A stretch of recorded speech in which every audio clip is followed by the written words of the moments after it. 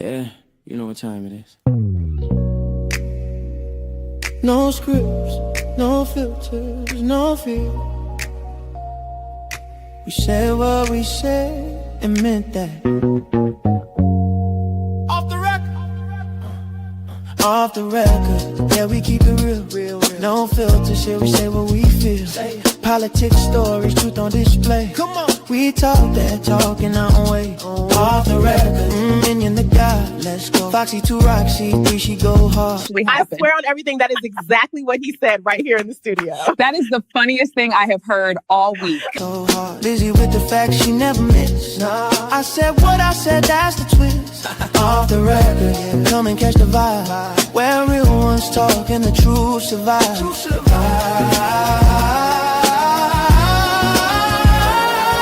Late night truth, we don't just speak. We pull the roots from what they keep. From pain to progress, we light the flame. No spin, no script, we call it by name. Minion bring the vision, Foxy bring the flame. Lizzie drop a seat, it'll never be the same. I said what I said, say it loud, no shame. We taking truth global, remember the name. No apologies, no disguise. Just soul and purpose in our eyes. We move with power, bold and free. Say it loud, you gon' feel this energy.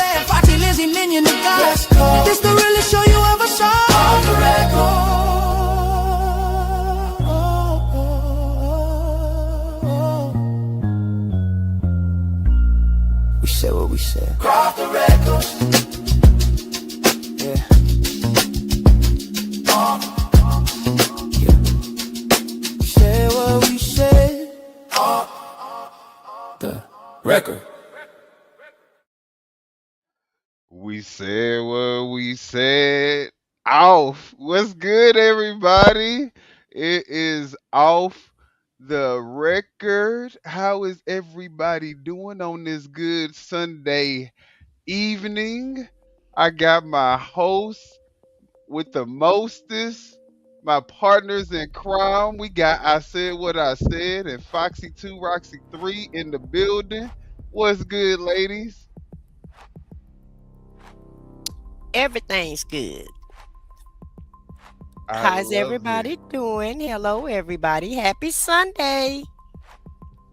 Happy Sunday. And if y'all haven't done so already, make sure y'all hit the Hello, like everybody. button. Oh, we got Foxy on the delay. Come on, Fox. Yeah, sound like she on the delay. Hello, everybody. Again, happy Sunday. Welcome. Look, ready for the ride? Oh, yeah, we got a big one to talk about today. Y'all. So, first off, guys, if y'all haven't done so already, like I said, make sure that y'all hit the like button. Subscribe to our channels because we do plan on making sure to keep you guys informed, not just on what's happening in the mainstream media, but also what's happening with the regular everyday people and how they're feeling about what's going on in this madness that we call our reality right now. Before I get into it though, y'all, these are the 5 people that we know so far who have been shot and killed by ICE. All right, Wow. guys. So, I mean, and these are Americans. So, kind of tells you where we're at right now. Wow. And do y'all think that these are the last ones, or do y'all think there's more Americans that's going to probably end up having to lose their lives? Oh, definitely not the last. Definitely not the last. Well, let's get down the This list. is yeah. It's the list is going to get longer and bigger, unfortunately. Yes. I, And I then believe the same thing. I think it's going to be more people that's going to come in and, that's going to be unalived by this madness. so let's talk about the five people that are up here on the screen because I'm pretty sure a lot of you guys probably didn't even know about some of these people. So at the Well, end, you don't want to let's speak to our guest. oh yeah, that's right. How about That's that? right. Because it wouldn't be no us without them, baby. Oh yeah, definitely. Yeah. Definitely. All Yeah. right. Well, you got it. I said what I said. Let's Okay. So hello to you and underscore Selena 428. Welcome in and thank you for being here. We appreciate you joining us tonight. Hello to you, Michael EW5 My. He said 56 people killed while Obama was president. Okay, that's not very many people for 8 years. Okay. He said, was that okay? well, we gonna get into it, and we're not talking about, not necessarily what happened. I don't think that people are contesting ICE operations removing illegal criminals. I don't think anybody's contesting that, right? So we're gonna talk about it in the show. We have a lot to discuss. Trust me, there's something for everybody to offer their opinion, and we expect that you guys are going to do just that. In fact, we know that MAGA is definitely going to voice their opinion in the chat, so we want to hear it, but we also want to hear everybody else who are just level-headed, regular Americans. We want to hear your opinions as well. Um, yeah. Was that all the people to shout out? No, we have more people coming in. While you were speaking, we have Matthew W. Gardner. He said MAGA is in the house. Okay, All welcome, right. welcome, welcome, welcome, MAGA. Welcome, welcome, welcome. All that we ask is that, everybody's entitled to their own opinion. You're more than welcome to put yours in the chat, but please do not attack the chat and do not attack the panel. And that's all we ask of you. And also to follow YouTube guidelines. And if you're feeling froggy and you just feel like you just got to jump somewhere, y'all can jump into the broadcast. We can go ahead if y'all want to debate. We're more than happy to put our link in the chat so you guys can join the conversation and tell us why, you know, the most of America is wrong. All right.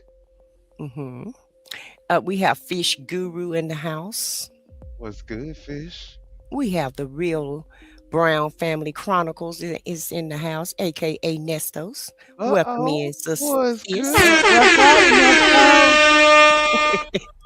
We Y'all got make sure y'all subscribe to our girl Nestos. What's the channel name? Survival is my power. There we go. There you go. And she's a moderator on my channel, so she can put it in my chat and I can highlight it. Let's see. We have we got Robbie. Robbie the Ford 345 is in the Hey, house. we ain't Welcome even in. say nothing yet. And we already alive. Yeah, we're lying already. And all we're doing is highlighting names. Yeah. And I'm reading them verbatim. We have Don B8171 in the house. Welcome, my Don. Welcome, welcome, welcome. Welcome, welcome. What's good, Don? What is good? We got the governor took over your property in the house. Welcome. I like that name. Love the What's name. good? Yes. We got Run E Tap in the house. Okay. We have Corey Lee in the house. Welcome, Corey. Welcome, welcome, welcome, Run. We have No Fucks Given in the house. Welcome, That's welcome, what I'm welcome. talking about. Welcome. I hope you're on the right side of things, though. But I like your name. But either way, We I like the do like name either the way name. the wind blow, baby. We got Matthew Gardner 7961 in the house. Welcome. Hello to you, Matthew. Hello, Johnny. And hello. Well, it's John. We got Johnny Gems. Hello to you, Johnny Gems. So Johnny J and Johnny B is in the house. We got Johnny What's Black. good, Yeah, Johnny? what's good? What's Got all the good? Johnnies up in the crib today. Yeah. And we also have Active Reason in the house. Okay. What's up, Hello. Active Reason? Right. We got LP. Hello, LP. What's up, LP? We got Sweet James in the house. All Sweet right. James Jones. Okay. Okay, Sweet James Jones. Okay. We got Sean Rainey in the house. Welcome, Sean. All right. What's We good? got Khalik Koresh P hyphen PY4IK in the house. Welcome, welcome, welcome. He said he doesn't care anything about immigrants.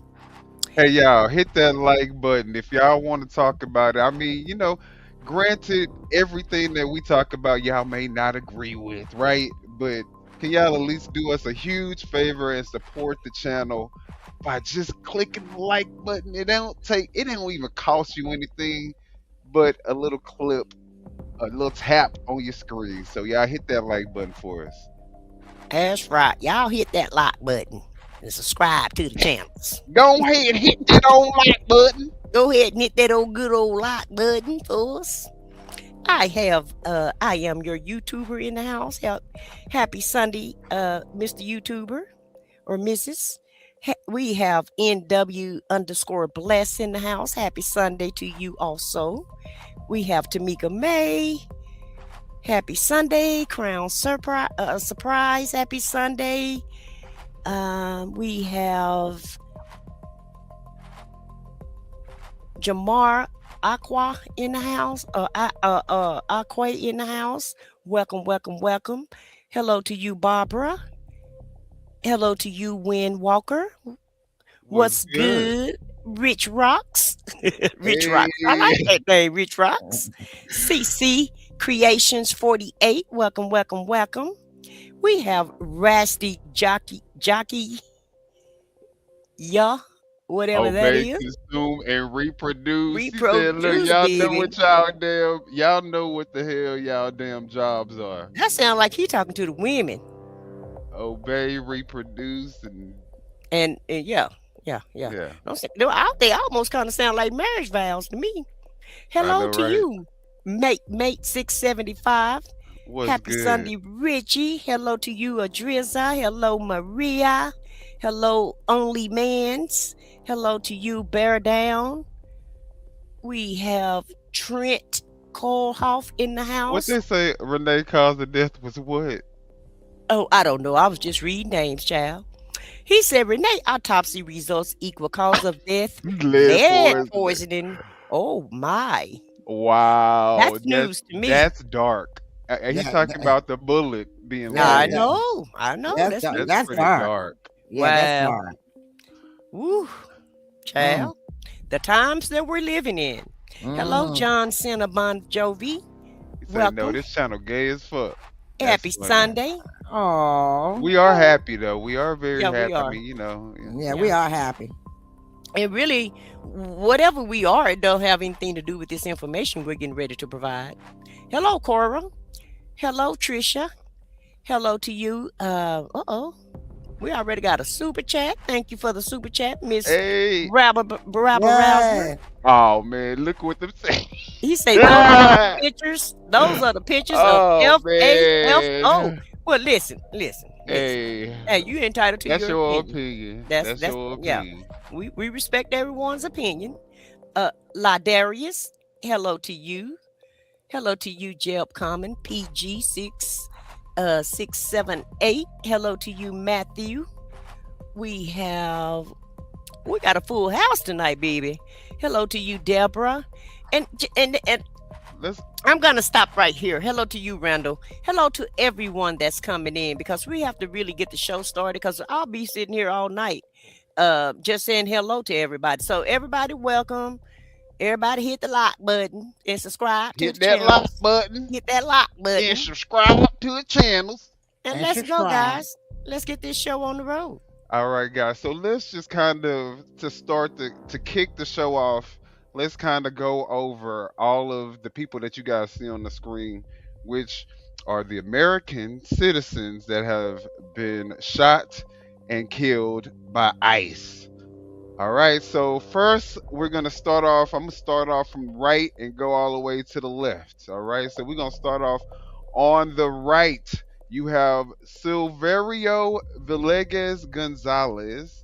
He lived in Franklin Park, Illinois, and he was killed September 12th, 2025. He's 38, and he was shot and killed by an ICE agent during a traffic stop where he tried to drive off. All right. Number four, the next person is Geraldo Lunes Campos. He died in ICE custody in El Paso on January 3rd, 2026. And the results of his autopsy was just recently, like a day ago or a couple of days ago. It was actually determined that his death was a homicide. Hmm. Then in the middle, you have Keith Porter Jr. that nobody really kind of they One talked about second. it. Let me make a clarification. His name is probably Gerardo. Oh, Geraldo. Okay. Yeah, his name is probably Gerardo. So we want to make sure that they get the name correct, and so they'll know exactly who these great citizens are. Hmm. Patriots. Right. Exactly. And yeah, and then you have Keith Porter, who was 43 years old, and during a New Year's Eve, party, he was shooting up like most people do with their guns, and the off-duty ICE officer shot and killed him. And then we have I guess, the most viral or the most noteworthy killings from ICE, which is, of course, Renee Nicole Good, who was also 37 years old, American citizen, a mom, unarmed, and she died on January 7th, 2026. And then the most recent is all the way to the left. We have Alex Jeffrey Pretti, who was in Minneapolis and who was also a 37-year-old. They love people in their 37-year-old people. But he was an ICU nurse for a veterans hospital, and we all saw the incident that took place where the ICE agent pretty much assassinated or murdered or killed this guy in cold blood. All right, so this is the roster that ICE has already going for itself. That's their building of American citizens that they have unalived. So we'll just start there. Law force in its finest, huh? Law enforcement at its finest. I don't None know about the of which. finest, but ooh, All right, so these are some of the things that we're going to talk about on today's show, just so you guys know what we're about to get into. You can make your determination, but before we do this, y'all, hit that like button. Hit that like button. Subscribe if you haven't done so, because we plan on staying on the government's neck and keeping the public informed of the stuff that they don't want you to talk. They don't want us to talk about this, but we're gonna talk about it. All right. So we're gonna get into Trump's administration, and it could possibly be resembling a Nazi regime. Could we be going back to the Nazi era?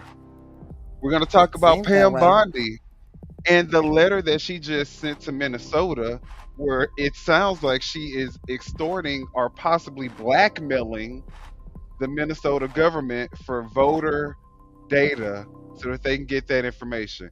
Cash Patel says you cannot bring guns to protests.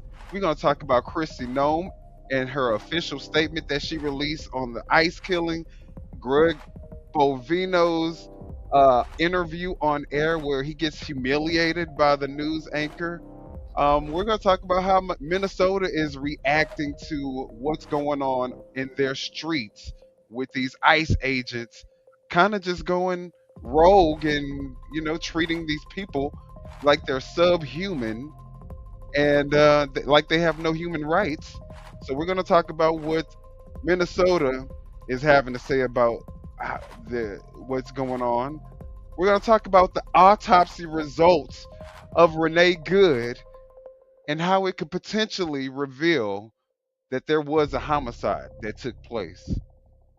All right, JD Vance. We're going to talk about him and how he felt about Rittinghouse, another protester but a protester for the right side. All right, we're going to talk, and is there hypocrisy? We're going to talk about why black people are now coming out to support anti ICE protests. We're going to talk about the White House posting a fake picture of the protesters from that church that got arrested. Now, they got arrested, but the White House posted a fake picture of it. So, why did that happen? We're going to talk about that. We're going to talk about how these protests are escalating in real time on live news broadcast feeds. And we're going to talk about the regular people of America reacting to witnessing a murder, an assassination in front of their eyes, and it's becoming more the normal than ever before in history. All right, guys, so we got a lot to discuss. And without further ado, let's get into the show. But before we get into the show, I said what I said, gave me this clip, just sent this clip, and I think that it definitely was worth us starting the show off with. So let's get into it with Jimmy Kimmel. Trump's new thing is he's come up with an organization called the Board of Peace, which many normal countries fear he's forming to replace the United Nations. Of course, membership isn't free to the BOP. He's charging other world leaders $1 billion apiece to join it. He had a signing ceremony today. Look how happy he is. He's like, I'll take cash, check, Venmo, crypto, whatever you got, I will take it. And guess who he put in charge of the board? This board has the chance to be one of the most consequential bodies ever created. And it's my enormous honor to serve as its chairman. I was very honored when they asked me to do it. We had an idea to do it, and then they came, they said, He made himself the damn chairman of his own organization that he created. Talking about, I was surprised when they asked me to be the chair. What, sir? Yeah, he didn't want to be, though. He said he didn't want to be the chairman, though. But, they asked him. But he created it. Okay. Yeah. Yeah, he's Child. funny. That's Trump. This grifter in chief, baby. you'll be the chairman. And what did you say? You said yes, right? I mean, they said this. What an honor to be named chairman of your own board. Almost no Western democracies sign up to be part of this, but the very sketchy leaders of Saudi Arabia, Qatar, and Hungary did immediately. And he invited Putin to be on the Board of Peace in his downtime when he isn't bombing Ukraine. What a group this is. They might as well call it the Legion of Doom. Yeah. Right? A great group of people. They're friends of mine. Great group of people. Let me see.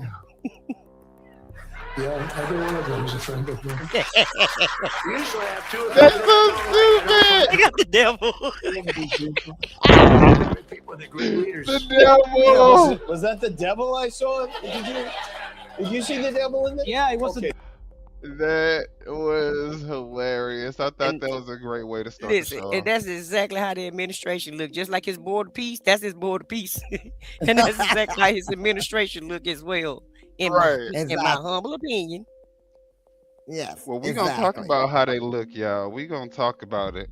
Somebody actually made a really interesting video collage in comparing them to a previous administration that went down in the history books that a lot of people probably said that they would never ever want to repeat. So we're gonna see how they draw those comparisons, and y'all let me know if there's any weight to it. All right, but before we get into that, let's look at this guy who was just shot and killed. The Alex Pretti guy, who was 37, was an ICU nurse for a veterans hospital. Now, with that information, I want you guys to take a look at him giving this eulogy. Terrence Lee Randolph, March 30th, 1947, December 10th, 2024. Today we remember that freedom is not free. We have to work at it, nurture it, protect it, and even sacrifice for it. May we never forget and always remember our brothers and sisters who have served so that we may enjoy the gift of freedom. So in this moment, we remember and give thanks for their dedication and selfless service to our nation in the cause of our freedom. In this solemn hour, we render them our honor and our gratitude.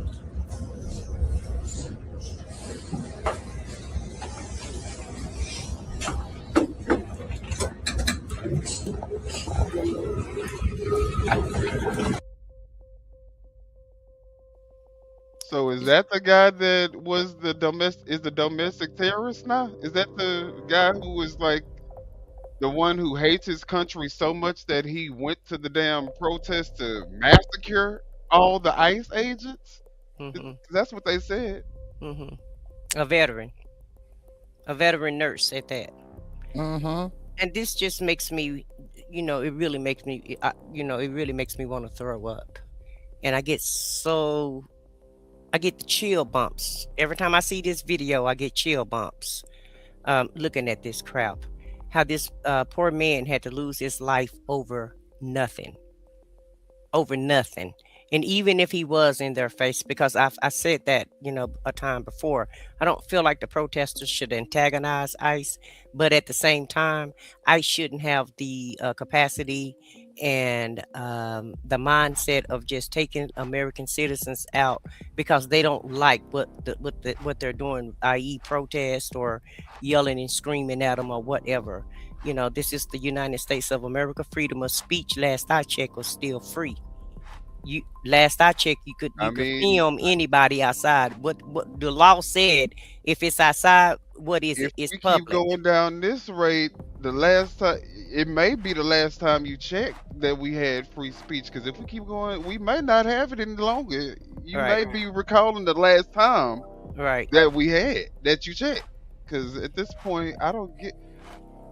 What bothers me most of all is when they do these shootings, they walk away. They don't check on the person.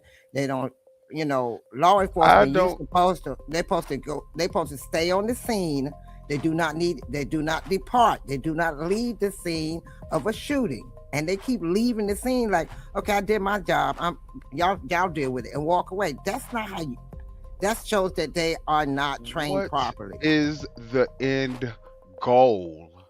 Are we going after illegal criminal aliens, or are we going to posture in the street against American citizens just to perform for a performative theater for the American people and for people around the world to look at us destroying our own country, going against the very people who are paying these people salaries?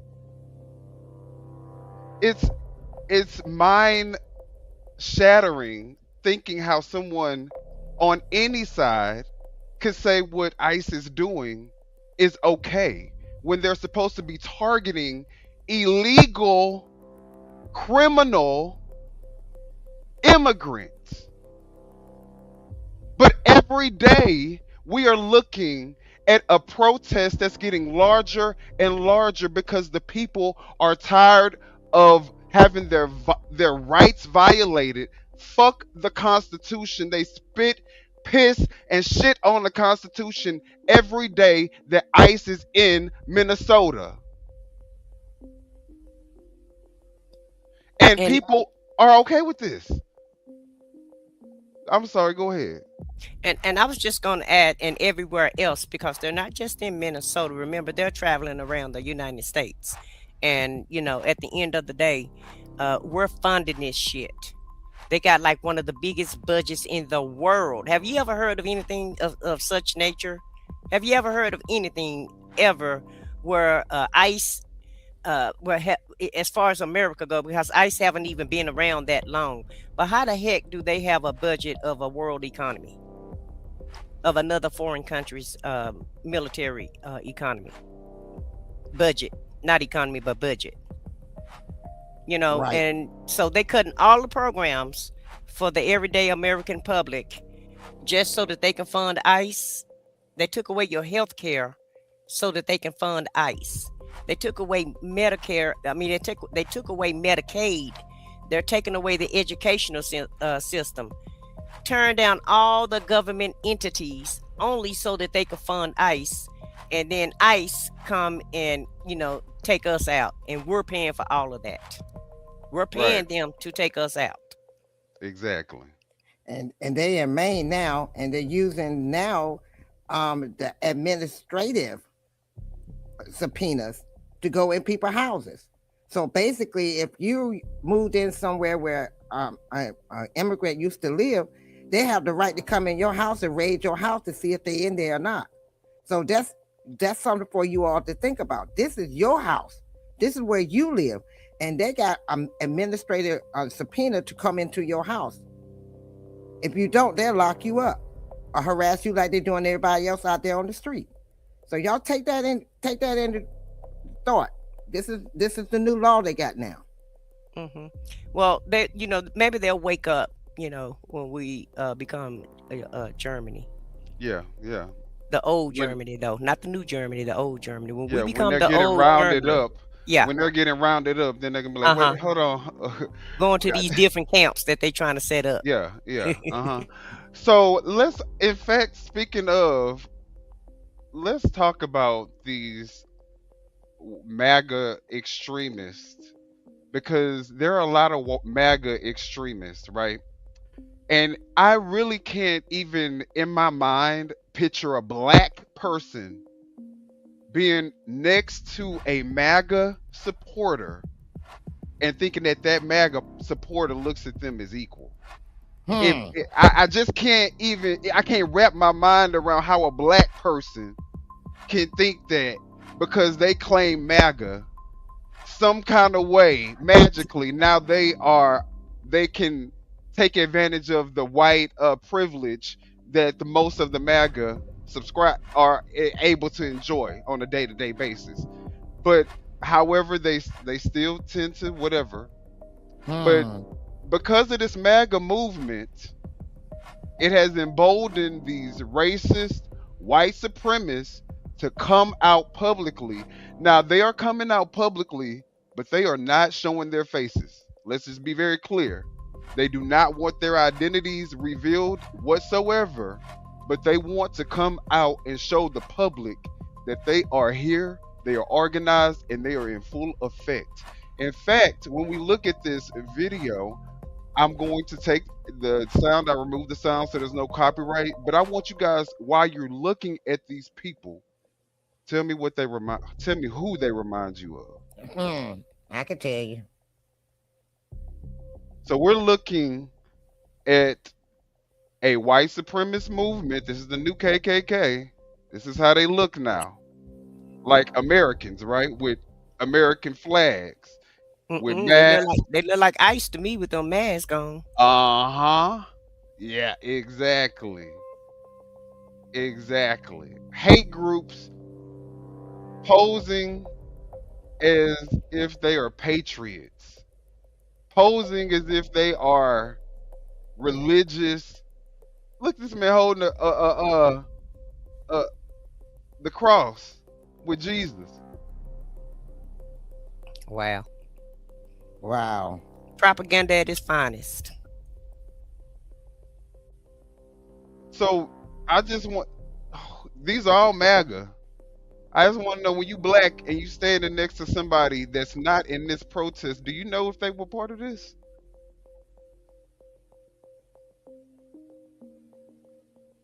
They say jail ICE because you're prejudiced. MAGA loves pedophiles. You ever heard of Clarence Thomas? Jail Trump. Yeah, y'all. So, white supremacist minority. Ain't no privilege. No such thing as white privilege. You know what? I'm glad Not that anymore. this person said that, Me because we too. are going to be evaluating what white privilege is in 2026. It used to be, if it was It, white, it was right, but now now anybody can whites catch gotta it. stay in line. Now Yeah, they whites gotta can stay get in out of line now. place. Right. They gotta know their place too. Yeah. And if they don't, you get treated just like the rest of them. And remember, the ICE agent said we all gonna learn. We're all gonna learn what it really is. Mm-hmm. No such thing as white privilege. I'm here to tell you. Yeah, yeah. They came from over here and get housing and government assistance. We should stand here and take it. Yeah, you guys are going crazy in the chat. So what I'm gonna do is let me go ahead and put the Yeah, comments on the. yeah, that I was gonna tell you to put it on subscriber mode. Oh yeah, let's put it on subscriber mode. How we do Yeah. that? Well, let's figure it out. Let me Can you go to my channel? Are you able to log in under my channel? I I don't. mean under our channel. I Uh, don't. I'll try.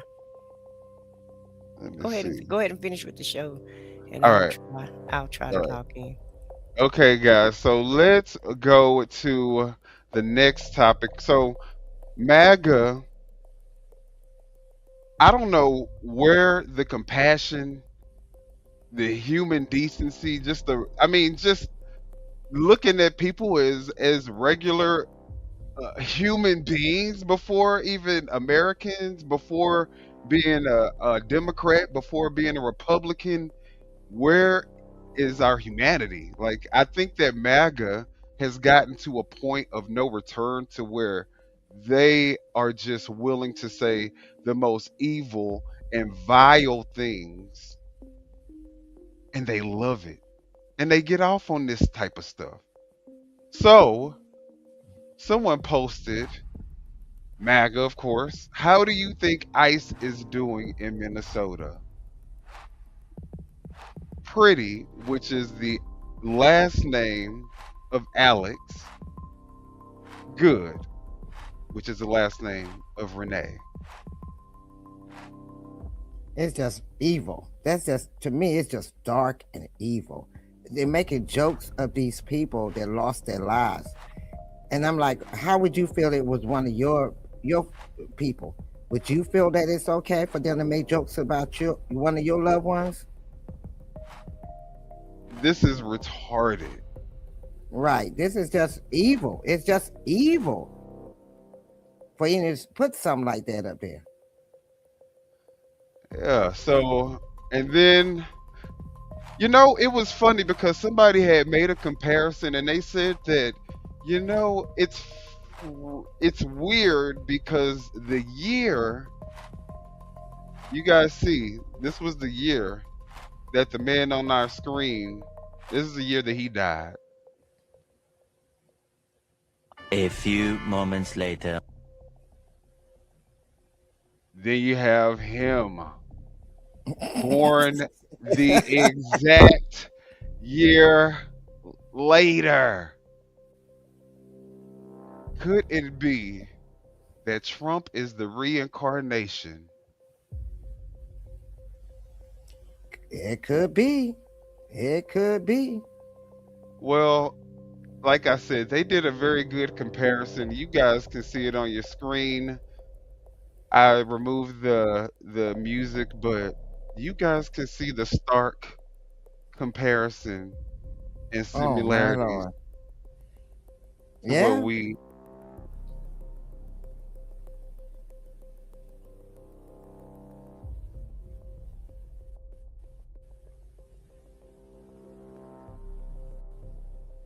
This is our new America. Yeah. This. This is our new America. And the sad All part right. is people love it. They love this. Well, see, I'm gonna play another video later on from someone who made a video about their travel to see the actual location and what's remained, and they actually Mm-hmm. brought up some very, very good points. So we're gonna talk about that when we get to that part. But let's talk about Pam Bondi because now they're saying that Pam Bondi is trying to extort the state of Minnesota so that she can extract voter data from Minnesota, and people are saying it's in an effort to make sure that they don't have to have an election anymore. So there's some conspiracy theory with it, but I think that it's based in fact because we see what's happening. So let's look at it. Hey, folks, Yes. Adrian Fontes, Arizona Secretary of State. Really disturbing piece of information just surfaced. The Department of Justice, Pam Bondi, just sent a letter to Minnesota state officials telling them, basically trying to blackmail them and saying they will remove ICE officials from the state of Minnesota in exchange for the voter rolls and the sensitive data, which is the same type that I've been protecting here in Arizona, by refusing to turn it over, just like my friend, Secretary Steve Simon in Minnesota. Here's the bottom line. A, they're not entitled to that data. B, this isn't leadership. This is blackmail. This is the way organized crime works. They move into your neighborhood, they start beating everybody up, and then they extort what they want. This is not how America is supposed to work.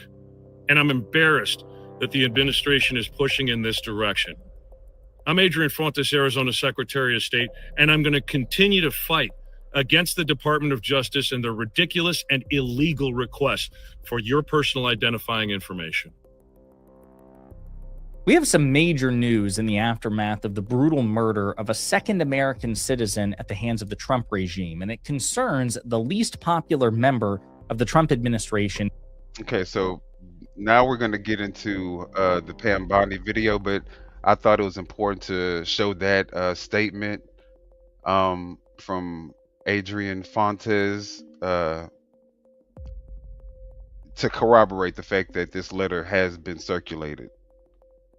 Beleaguered Right. Attorney General Pam Bondi, whose incompetence is legendary, such that she's not only facing backlash from Trump privately, reportedly, but also public calls from prominent MAGA and Republican figures calling for her to either resign or be fired, which of course makes her even more dangerous and incompetent because she's so desperate.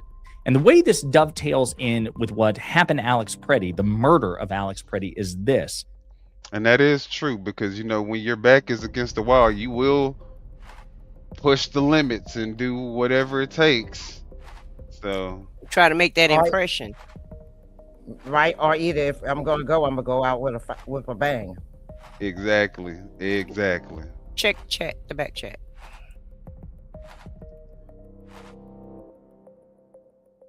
Okay. Let me play this and I'll get that set up.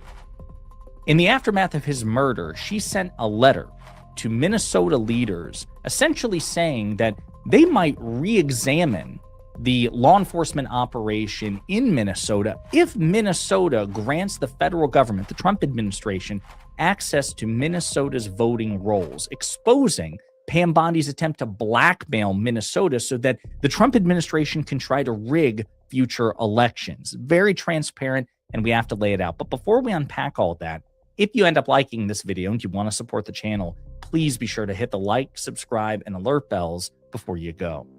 All right, folks, first things first, we got to talk about this interview that Pam Bondi had on Fox News about the murder of Alex Pretti. And it dovetails into this letter that she sent, which has now gone public. Okay, let's start with this. I was there all week, as you saw. I was in Minneapolis, and we are going to protect our churches. We are going to protect our great men and women in law enforcement who were out there doing their jobs today. They were out there arresting a violent offender, and then this guy comes up. I can't talk about more of the details. Chief Bovino talked about that. It's now all pending, but we will support the men and women in law enforcement, and we will support the good citizens of Minnesota if the governor and that mayor aren't going to do it. So again, she's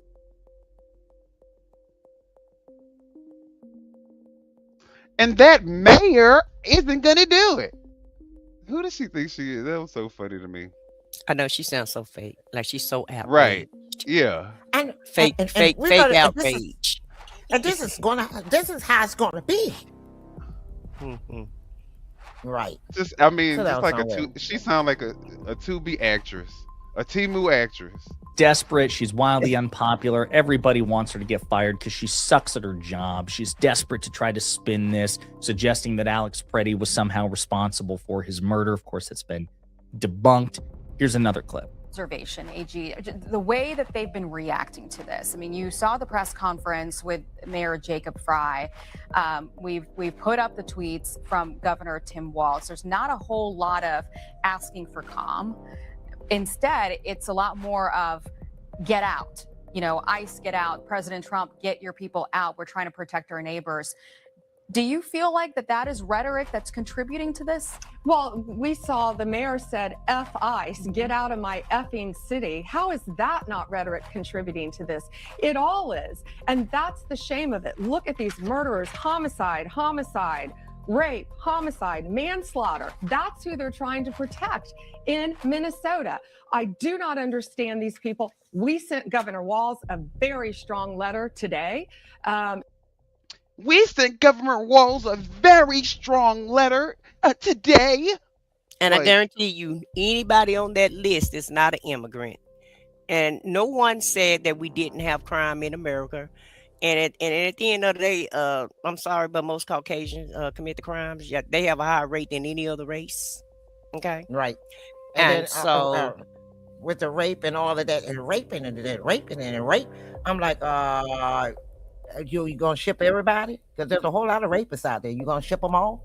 Yeah, but they're not on that. But what I'm saying is the people that's on that list are more than likely are not illegal immigrants. That's just a list of criminals that she found in the state, like every state has. And that's all I'm saying. All the states have criminals. We're not saying that. What we are saying is you said that you were going to arrest illegal immigrants that are criminals. And based on your verbiage and what you're saying, you're doing the opposite. You're arresting American citizens that's clearly a citizen, and you're unaliving them. Not so much that you're arresting them, you're actually just taking us out only because we want to voice our opinion, use our First Amendment right, and only because we want to film everything that you guys are doing. And we are going to film everything that you guys are doing, whether or not you like it or not, because that's our First Amendment right to do so. And you can't kill everybody. That part. Right. And we can't allow for an administration to demonize and make a narrative to where people who are only exercising their constitutional rights are now all of a sudden they're the enemies of the United States. And terrorists just because they're exercising constitutional rights, which they don't believe. I don't think MAGA believe in the damn Constitution.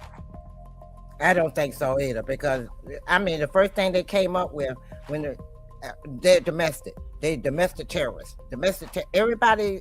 So everybody is domestic terrorists if they say no. Oh, and let me go ahead and advise guys, I did put it on subscriber only mode for the chat. So you will need to subscribe to the chat if you want to put your outrageous, outlandish comments in the chat. Then you need to go ahead and subscribe, because we ain't got time for y'all thinking that this is, just a way for y'all to just go on different people's channels and troll, just for the shock value. So just buckle in and listen up. Exactly.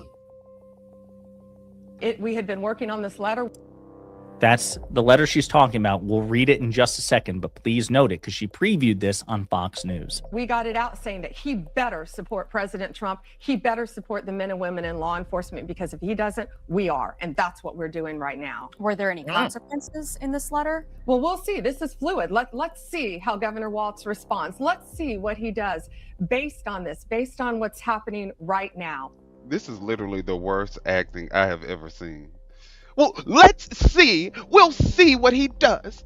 Once he reads that letter, we will see what he does and how he responds. Girl, we're going to see you in an unemployment line next week. And he better listen to Donald Trump, President Donald Trump. He better. That sounds like how can anyone take her serious? She sounds silly. She sounds like she's. You can hear it. She's. Oh, my bad. Oh, I'm sorry. I didn't know you was playing it. No, go ahead. What you saying? Well, I was just gonna say she just sounds like a damn puppet on a string. Is what she sounds like, in my opinion. Absolutely. Exactly. Yes. And she sounds like she wanted to be known that she's a puppet on the string. Because, I mean, you know, like, I would say Kristi Noem gives a more convincing performance. Right. With her costumes and shit. Yeah. We're going to get to Kristi and her costumes. But I would say she seems a little bit more believable. Like, she actually is drinking the Kool-Aid. Pam Bondi looked like she just playing the role so she could, you know, get through this administration. Go along to get along, baby. My thing is that she said, he better. Remember how you sit back and tell your child, you better do what I tell you to do? You better. So she sounds like she's talking to a bunch That's what make it sound. children. But that's what make it sound so fake. And those people that say it like that, and the people Yeah. that, and those mamas that say it like that, kids be all over the place, be running over He's them. bad and as all. hell. Yeah, because they will never get no whooping. So You better stop it, Jimmy. Yeah, they're not You even. better stop it right now. All right. The threats. Yeah. She's out of her depth. She knows her ass is on the line, politically speaking, because MAGA hates her, liberals hate her, everybody hates her, and rightly so. She sucks at her job. Now, that's Bondi. Okay? The letter is referenced again on Fox News following Bondi's interview. My hands on this letter that the AG was saying that she sent to Governor Tim Walz, and a couple of things in this letter. It is a strongly worded letter. Strongly worded letter. Things that the AG is calling for from the governor. Number one, of course, is to help support the men and women of ICE and help support to help them uphold the rule of law. Second, she's calling on the governor to repeal the state sanctuary policies. That's not likely to happen. And number three, to allow the Civil Rights Division of the Department of Justice to access voter rolls to confirm Minnesota. See, this is what you was talking about. Okay, it's okay, Paul. Paul, stand by. So again, that crackle there, he said he lost the feed, but she acknowledged, the host did, that the Justice Department is trying to negotiate to get access to Minnesota's voting rolls. So we'll look at the letter in just a second. But first, this is the response of Democratic Senator Chris Murphy to. So let me pause real quick. So y'all notice how the feed had did that little, you know, when she was starting to talk about stuff she ain't had no business talking about. Yeah, because Pawpaw was on the phone screaming and hollering. Get her ass off the show! Off the show! Get her off the show! She heard a ringing in the air. Stop! Stop it! But you know, that's something that Fox News will do. They will save them. When they start talking too much, baby, they cut them off. They cut Pawpaw off. And the rest of and everybody else, even Democrats, when they come over there and get to popping off too much for them, they'll cut them off also when they start speaking too many facts. They don't like truth and facts, and so Pete Buttigieg, he goes over there all the time. They cut him smooth off because he started talking too real for them, and they don't want to hear the truth. You know, you know, this is this administration's propaganda machine, the loudest voice that they have, and they have a lot of people convinced, you know, that they're telling the truth. And so when the truth start coming out on the channels, you know, it depends on what Rupert Murdoch feel, how he feel for the day, because you know he'll Pawpaw also. Okay, he's in his 90s. So if Rupert get up and feel like he want to be Pawpaw friend for the day, then he let it ride. But if he don't want to be his friend, then he just let everything, you know, play out. So that's why sometimes you see Agent Orange on Truth Social talking about Fox, and when he really mad at Fox or whatever, those are the days that Rupert Murdoch want to get his get back at him. When you think of something that happened in 55. Right. That he didn't like. Another old Pawpaw. Yeah. Grandpa's in charge. Baby, this is the season for the Pawpaws. Okay, they all in charge. They in charge of all of it, everything. And they ain't going out without a fight. Well, he not. Pam Bondi's extortionist blackmail letter. By now, you've seen this horrific video, another individual killed in Minnesota. It's just fucking awful, the inhumanity of this. We cannot fund ICE as it is constituted today. But we found out something else really important today. Pam Bondi sent a letter to state officials in Minnesota in which she made a list of demands for ICE to leave Minneapolis. And one of those demands was that the state turn over its voter rolls to the federal government. This has never been about public safety. Minneapolis is a much less safe place today because ICE is there. This is likely about trying to rig and steal the election. Donald Trump is wildly unpopular. He is not committed to democracy. And he knows the only way that his movement is to retain power, the only way that his corporate allies retain power, his billionaire allies retain power this November, is for Trump to steal the election. And so he's saying to Minneapolis, if you don't give me control of the voter rolls, then ICE isn't leaving. And you can see that if he gets away with it in Minnesota, he's likely going to try it in places like Philadelphia and Phoenix, other key cities in swing states. So understand why it's so important for us to draw a line. I have been arguing all weekends that the Senate should not pass funding for the Department of Homeland Security. First and foremost, because this is a rogue agency that is operating outside of the law and is killing American citizens, but also because the underlying game here may be to steal the 2026 election. And no senator, but in particular no Democratic senator, should play a part in that. So that's Senator Chris Murphy. This video has gone viral, exposing the nefarious intent behind the letter. Matt McDermott of, I think, Media Matters, if I remember correctly. Now I'm second guessing myself. No, he's a Democratic strategist. I apologize. I thought he was with Media Matters. Says, as insane as this sounds, it's true. Pam Bondi sent Minnesota officials a letter today saying ICE would leave the state if Minnesota turns over its voter files to the Trump administration. They're openly using state violence as a bargaining chip to seize election infrastructure. Second, repeal the sanctuary policies that have led to so much crime and violence in your state.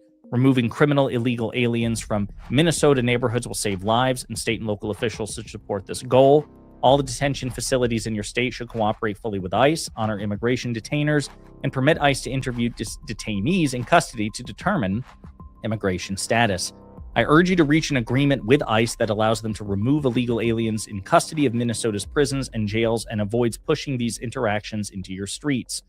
Third, allow the Civil Rights Division of the Department of Justice to access voter rolls to confirm that Minnesota's voter registration practices comply with federal law as guaranteed by the Civil Rights Act of 1960. Fulfilling this common sense request will better guarantee free and fair elections and boost confidence in the rule of law. I'm confident that these three simple steps will bring back law and order to Minnesota and improve the lives of Americans.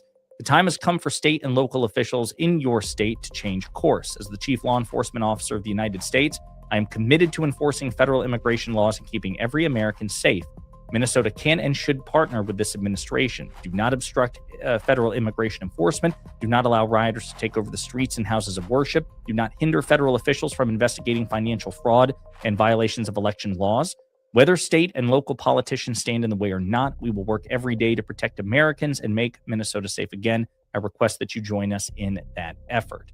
So it does seem like an attempt to extort or blackmail Minnesota with, perhaps some concessions or cooperation in ICE's conduct in exchange, at least in part, for access to voter rolls. And of course, when they say we want to guarantee free and fair elections, she's an election denier. She denies that President Biden won the 2020 election, and she works for the biggest and most dangerous election denier in American history, Donald Trump himself, who himself attempted to steal a free and fair election in 2020 with his fake electors plot and then the violent insurrection at the Capitol. So they have no credibility on this topic. All right. So, we can stop it there. But that pretty much sums up what Pam Bondi is trying to do right now. How you gonna send a mob shakedown letter Exactly. Exactly. God This off the is what I'm. shakedown letter. Yeah, this is preposterous. It's crazy. Well, look, Like, look, they're doing a like mob. this Look, is they trying to do a mob straight. actions. Like This it's is mob actions all over. Look who's the mob head of the mob. 101. Look who's the head of the mob. Already threatening Greenland and Cuba and Right. every place It's else. crazy.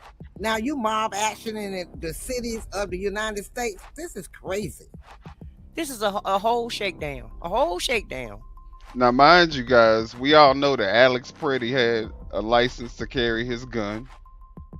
We all know that not only did he have a license to carry, it's an open concealed state, and his gun was concealed. That everybody's always crying about. And we know that conservatives are the biggest advocates for people having guns. So I don't understand why him having a gun is such a big deal now. But at this point, they're saying that, well, Kash Patel is saying that, look, if you're going to come to protest, you better come unarmed. Well, I hope, Now the Trump you got the NRA clip because he got pissed off about all this. And now the Trump administration is responding to the second fatal shooting I don't this know month if I of an had American citizen in Minneapolis at the hands of a federal agent. ABC Justice and Homeland Security reporter Luke Barr joins me now with the latest. Luke, Kash Patel appeared on Fox News Sunday today saying Americans cannot bring loaded firearms to protests. What else did he have to say? Yeah, he did, and we do have some sound of that. Let's take a listen to what the director said first here, Ike. But as Secretary Noem said, no one who wants to be peaceful shows up at a protest with a firearm that is loaded with 2 full magazines. That is not a peaceful protest, and you do not get to touch law enforcement. You do that anywhere, this FBI is going to be leading the charge to arrest those. Yeah, Ike, and he also said that, quote, you cannot bring a firearm loaded with multiple magazines to any sort of protest. He said it's that simple. You don't have that right to break the law and incite violence. And he also confirmed in that Fox hit that the Department of Homeland Security is actually leading this investigation with an assist from the FBI. That he said that the FBI is in possession of the firearm and they're running tests, but so far it's a DHS investigation, Ike. So we have the FBI and the DHS saying that you cannot bring loaded firearms to protests. So how are Second Amendment advocates responding to that? Well, on X and other social media posts, there is some concern about that statement. But on the record, the Minnesota Gun Owners Caucus said in a statement, quote, they are deeply concerned about the shooting that occurred yesterday and are hoping that an investigation plays out fully to see what happens. They say, quote, every peaceable Minnesotan has the right to keep and bear arms, including while attending protests, acting as observers, or exercising their First Amendment rights. These rights do not disappear when someone is lawfully armed, and they must be respected and protected at all times, Ike. Luke, Attorney General Pam Bondi is blaming Minnesota Governor Tim Walz and Minneapolis Mayor Jacob Frey for the events unfolding in Minnesota right now. What is she saying about federal agents leaving the state, and how is Governor Walz responding to this? Yeah, so she sent a letter to the governor and in part said, quote, the lawlessness in the streets is matched by the unprecedented financial fraud occurring on your watch. She said, and the out-of-control fraud in your state also implicates election security. It's a tragedy that Americans have lost faith in Minnesota's ability to keep the taxpayers' funds secure and the citizens safe. Now, she also outlined 3 things, according to her, that Minnesota has to do in order to get aligned with the administration. And the last one is turning over voter rolls for the state. Now, the other 2 are ending the sanctuary jurisdiction and turning over Medicaid and SNAP databases to the Justice Department so they can investigate they alleges fraud. This is, of course, concerning some because it amounts to, the Attorney General offering conditions, it appears, for the federal agents to leave Minneapolis. Okay, conditions that don't appear to align with the immigration calls that they were supposedly sent there in the first place. Okay, Luke Barr.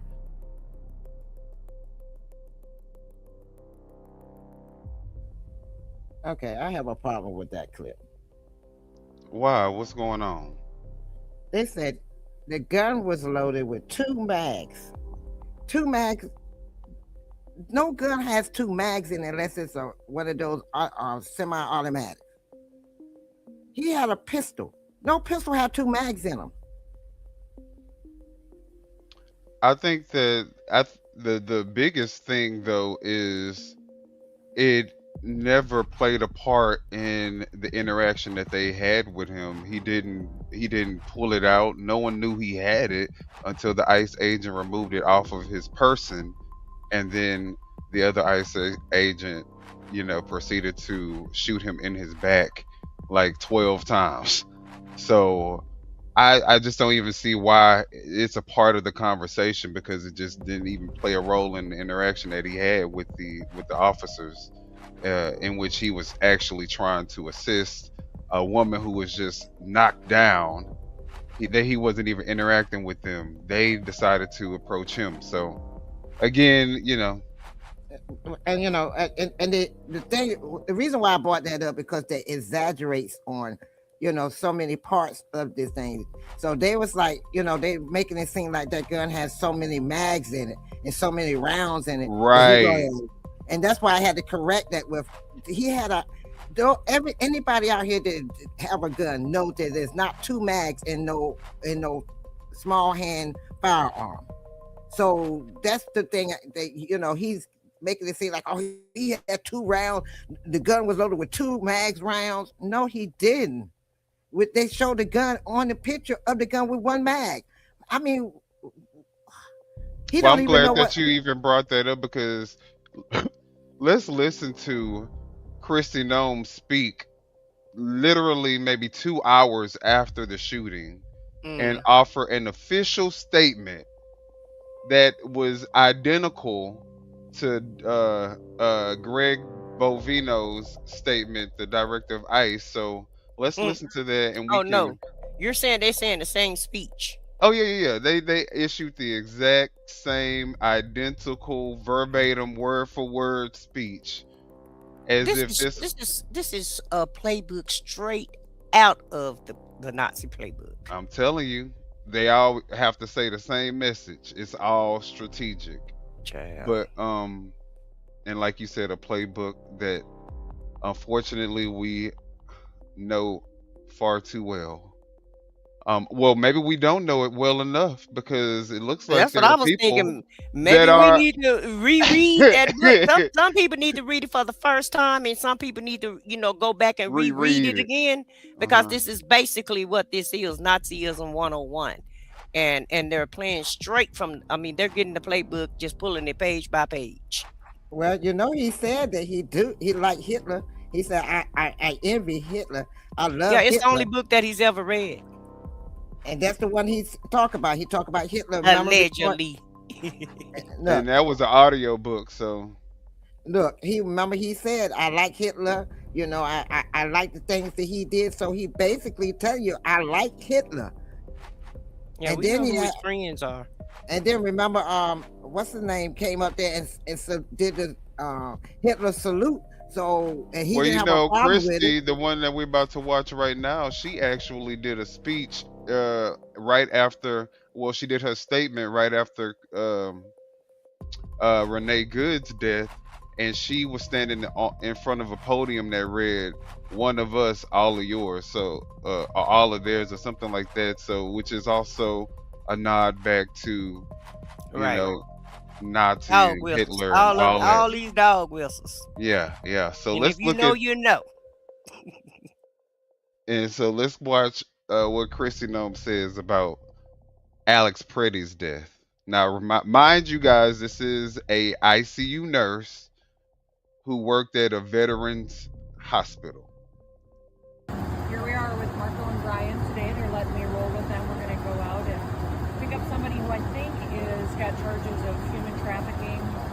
We earlier had an op that swept up somebody who was wanted for murder. So appreciate the good work that they do every day, and we appreciate them working to make America safe. Oh yeah, I had to throw in the clip of her doing her cosplay. It's not a full day's work until she puts on the costume and records herself doing some type of speech. So, yeah, I included that before we watched the clip. But yeah, y'all see, what is this for? What is she gonna do with this gun? This is clearly cosplay. You know what And I'm and saying? I don't think she understands wearing that vest is illegal. It is illegal for her to wear that vest. But I digress. Well, and she looks like a dumbass for wearing it. But before I take any questions and give more details on the storm and its impact, I do want to address the tragic situation that we saw in Minneapolis today that unfolded on the streets. It occurred with DHS law enforcement as they carried out their lawful duties to keep Americans safe in the threat of criminal illegal aliens in this country. At 9:05 a.m. Central Time, the Department of Homeland Security law enforcement officials and officers were conducting targeted operations in Minneapolis against an illegal alien whose criminal history included domestic assault with intentionally inflicting bodily harm, disorderly conduct, and driving without a valid license. An individual approached U.S. Border Patrol officers with a 9. That's about 80% of MAGA. So why I don't understand why that record is what she's harping. Like, that's not how you gonna make him look like a criminal in their eyes. Like they all do. That's not just MAGA, really everyday American. Everyday American. Now everybody wrong, baby. In addition, and I was about to say, and this is probably the lighter sentences for the MAGA folks. They probably get down and dirty. So that's why a lot of people in some of these large metropolitan cities don't, fuss about having insurance, because a lot of times they be in accidents because people are not insured. They don't have valid driver's license. So that's not a crime. That's something that happens every day. Exactly. Oh. But before I take any questions and give more detail, the threat of criminal illegal aliens. It occurred situation that we saw in Minneapolis today that unfolded on the streets. It occurred with DHS law enforcement as they carried out their lawful duties to keep Americans safe in the threat of criminal illegal aliens in this country. So their lawful duty was to push that woman down? Yeah, push that, run up on that woman, push her down like they did that 73-year-old man and broke his ribs. Just run up and push him down, and he hit the curb and broke 3 ribs. But they were illegal immigrants. They were getting. You guys got to understand, that's the policy, and that's what they were trained to do. That's what they were trained to do. What's up, SBK? Hey, SBK. That's their policy, and these are their procedures. I don't think you guys are getting it. Exactly. No, we get it. We get it. But let's not pretend like this is under the guise of trying to instill law and order into. You know what I'm saying? Like, come on, I would rather you just tell us. Just be upfront. Just tell us what you're really trying to do. You ain't got to try to gaslight us. And if y'all want a fascist, Nazi regime, then let us know that. Let us know what the game plan is. That way, people can make their decision, and you probably won't even be met with so much resistance. People can make their decision if they, you know what I'm saying. Maybe we could work some things out. But It's their policy and their procedures. They're following orders. It's the gaslighting for me. Like, we're just stupid. All right. Right. And you got to remember, you got to believe your lying eyes. Don't believe what you see. Believe what we tell you, not what you see. 5 a.m. Central Time, the Department of Homeland Security law enforcement officials and officers were conducting targeted operations in Minneapolis against an illegal alien whose criminal history included domestic assault with intentionally inflicting bodily harm, disorderly conduct, and driving without a valid license. An individual approached U.S. Border Patrol officers with a 9mm semi-automatic handgun. And look at his The eyes. officers attempted to disarm this individual, but the armed suspect reacted violently. Fearing for his life and for the lives of his fellow officers around him, an agent fired defensive shots. Medics were on the scene immediately and attempted to deliver medical aid to the subject, but he was pronounced dead at the scene. The suspect also had 2 magazines with ammunition in them that held dozens of rounds. He also had no ID. This looks like a situation where an individual arrived at the scene to inflict maximum damage on individuals and to kill law enforcement. About hundreds of protesters then showed up at the scene. They began to obstruct and to assault law enforcement officers. We saw objects being thrown at them, including ice and other objects, and a rampant assault began, and even an HSI officer agent's finger was bitten off. Crowd control measures were deployed to bring safety to the public and to law enforcement at the scene. And once again, I want to remind everybody that this situation and this tragedy did not have to happen. Our law enforcement are... Yeah, because you guys don't have to be terrorizing the damn state of Minneapolis. Well, I wondered if she got some parentheses in her speech. I mean, you remember what you just told me a while ago before we started the show? You're so silly. Right. Yeah. No, that was definitely something that she was given to say. But how many lies were there in that speech alone? Like, we clearly all saw. of it. Every word she said was a lie. The only thing she got right was he was a 37-year-old man. And he died at the scene. And he died at the scene. Other than that, everything else was a lie. Okay. A lie and a lie. Somebody, the paramedics was on the scene right away. No, they won't. They ain't finished shooting the man and walked away. I didn't see nobody attacking nobody. When was everybody life threatened is what I want to know. Because I need to look at this clip again because, child, I didn't see nobody threatened. First off, this was one man who was not approaching ICE officers. He was approached by ICE officers. He was assisting a young lady who had just got pushed down unnecessarily by a ICE officer trying to be cruel and mean and vindictive, and he was helping that woman. But let's go back to the part where it's only one guy, and then you have 6, 7, 8 agents on one person. You mean to tell me that y'all can't apprehend? Y'all were kicking this man, beating this man on the ground face down. You mean to tell me that y'all at any of those points where y'all were lunging those kicks and using pistols to fight, beat him, you mean to tell me y'all couldn't get his 2 arms behind his back and handcuff him? What kind of training are they doing where it takes 6, 7, 8 agents to go on one person and they still don't feel safe? They still feel like they have to disarm their gun and discharge the and shoot the man in cold blood. Not even after and not he just was on one, the twice, ground. 12 times. But after he was on the ground, after y'all done beat him and kicked him and, did everything you could to him. So he didn't pose a threat. How do you pose a threat and you're on the ground getting beat up and you're under the knees and knuckles of 4 or 5 or 6 or however many people it was, 7, 8 people. So I want to know, how did he pose a threat to them lying there on the ground with them on top of him? And then once you fired the first shot, you should have fired to neutralize the threat.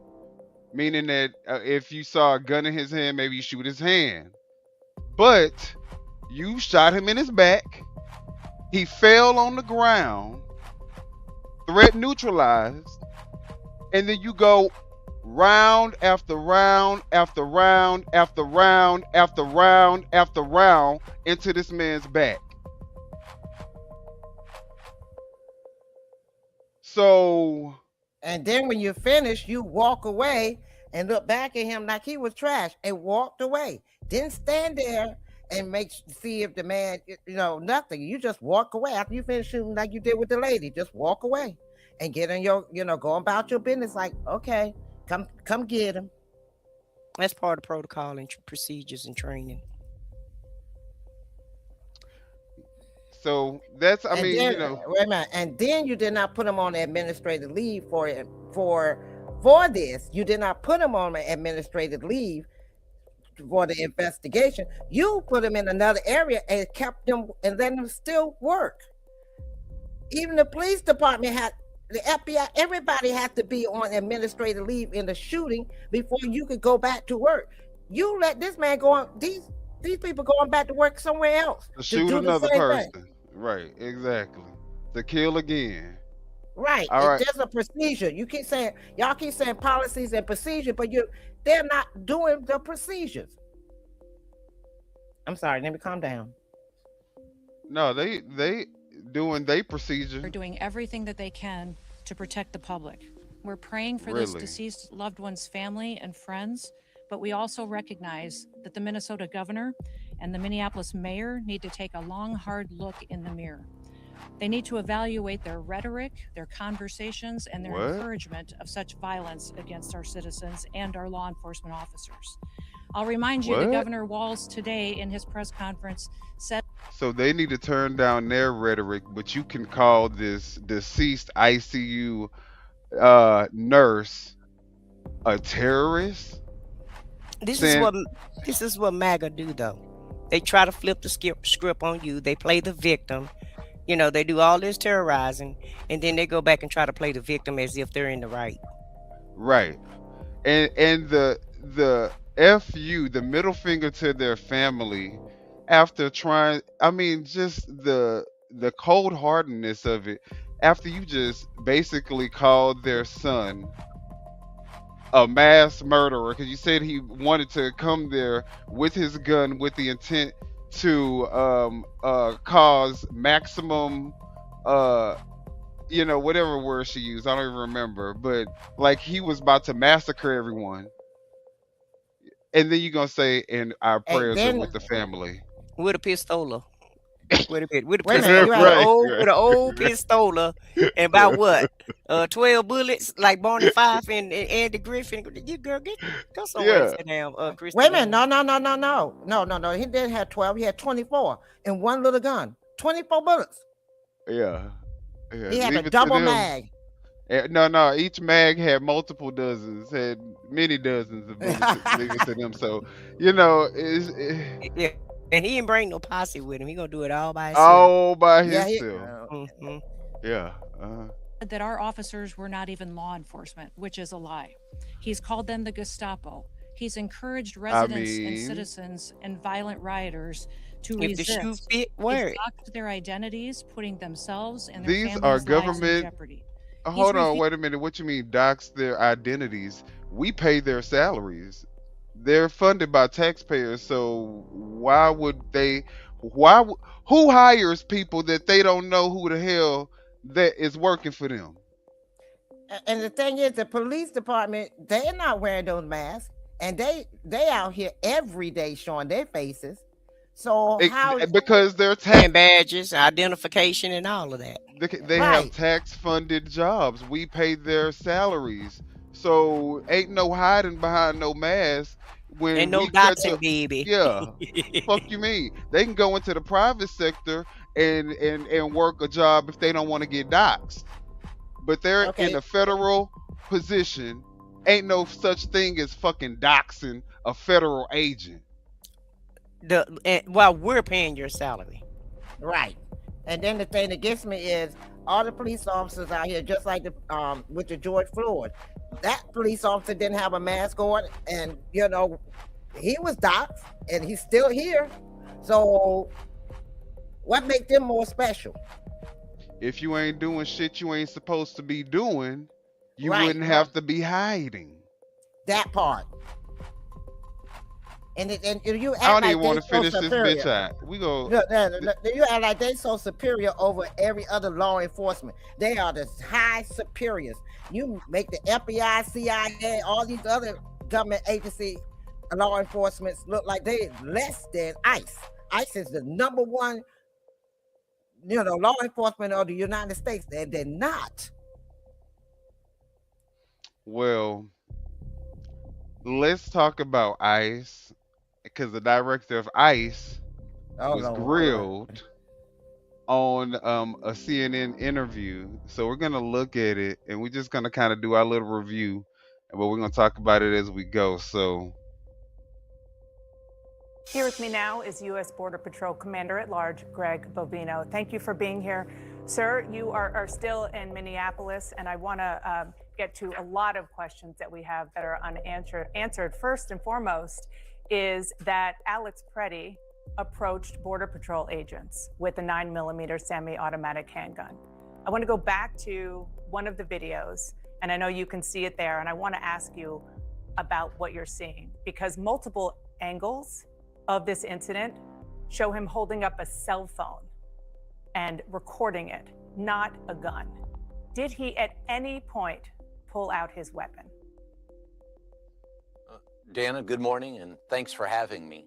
The weapon, and we do know that the suspect did bring a weapon, a loaded 9mm high-capacity handgun to a riot. We do know that. As far as what happened in that intervening moment with the video that you just showed, that's going to come to light through the investigation. That's being investigated, and those facts and those questions will be answered soon enough. well, if that's the case, why did y'all release official statements saying what happened? That's what it's so crazy that he can't answer this question, but she's asking questions about the official statement that they released. So if you don't even have the answer to the question, why would you even release an official statement? Because he's just trying to sound diplomatic. He's doing what he's told. He's doing what he's told. He's trying to sound diplomatic and trying to give her an educated answer, an answer that the American public can buy without actually answering what she's asking him. And so, it's smoke screens. It's basically what this is. Okay, but the Homeland Security Secretary is not waiting for that investigation to take place before saying that Alex Pretti was, quote, brandishing a weapon. Let's go to video 7, because, of course, you know this far better than I. The definition of brandishing is waving or flourishing something, especially a weapon, as a threat or an anger and excitement. That's just a still photo of what Alex Pretti appears to be holding. There is nothing that we have seen that showed him, as Secretary Noem said, brandishing a weapon. Have you, sir, seen something different to support what the secretary said?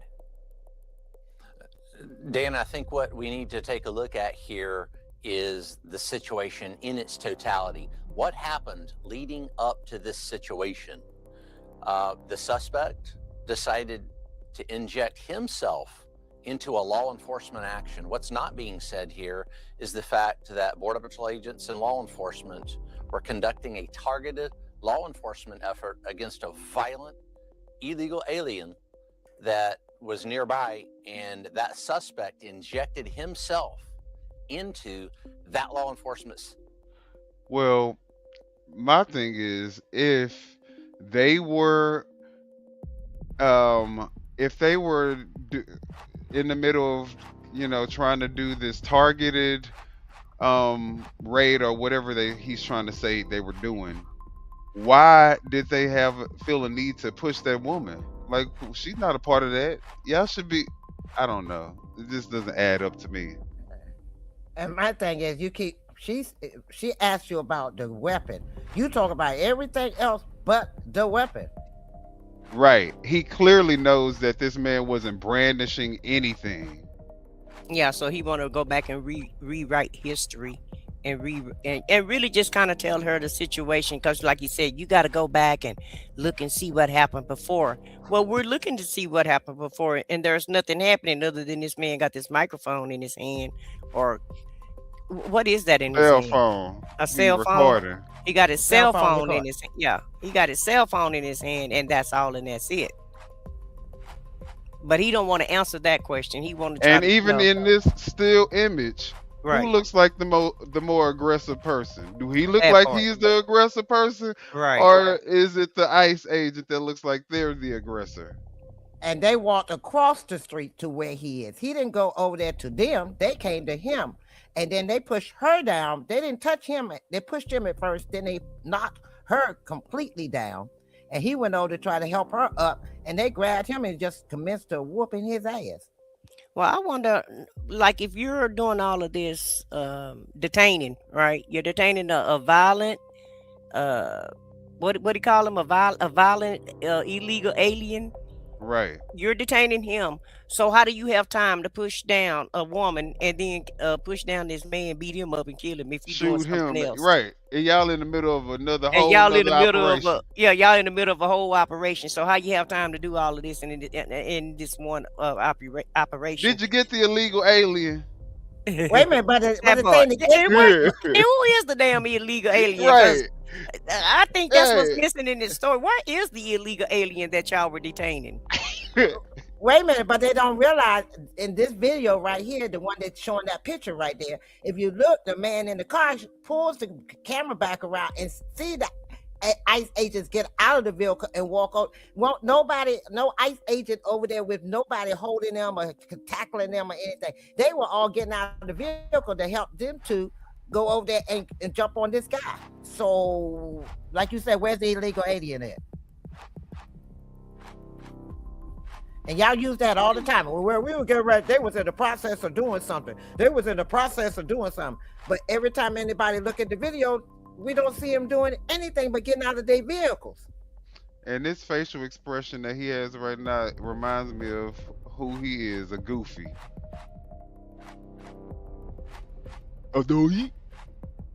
Law enforcement situation with a weapon, and what happened between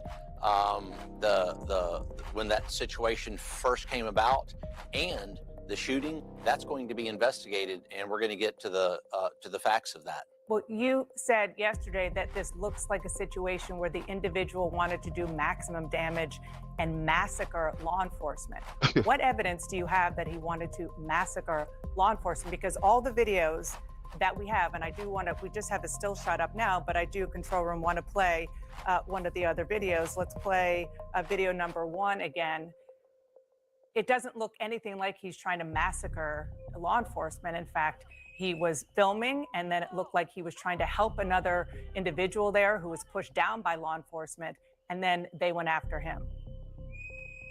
And stop calling them law enforcement. They ain't no damn law enforcement. That our law enforcement Right. partners have, the fact that they're highly trained, prevented.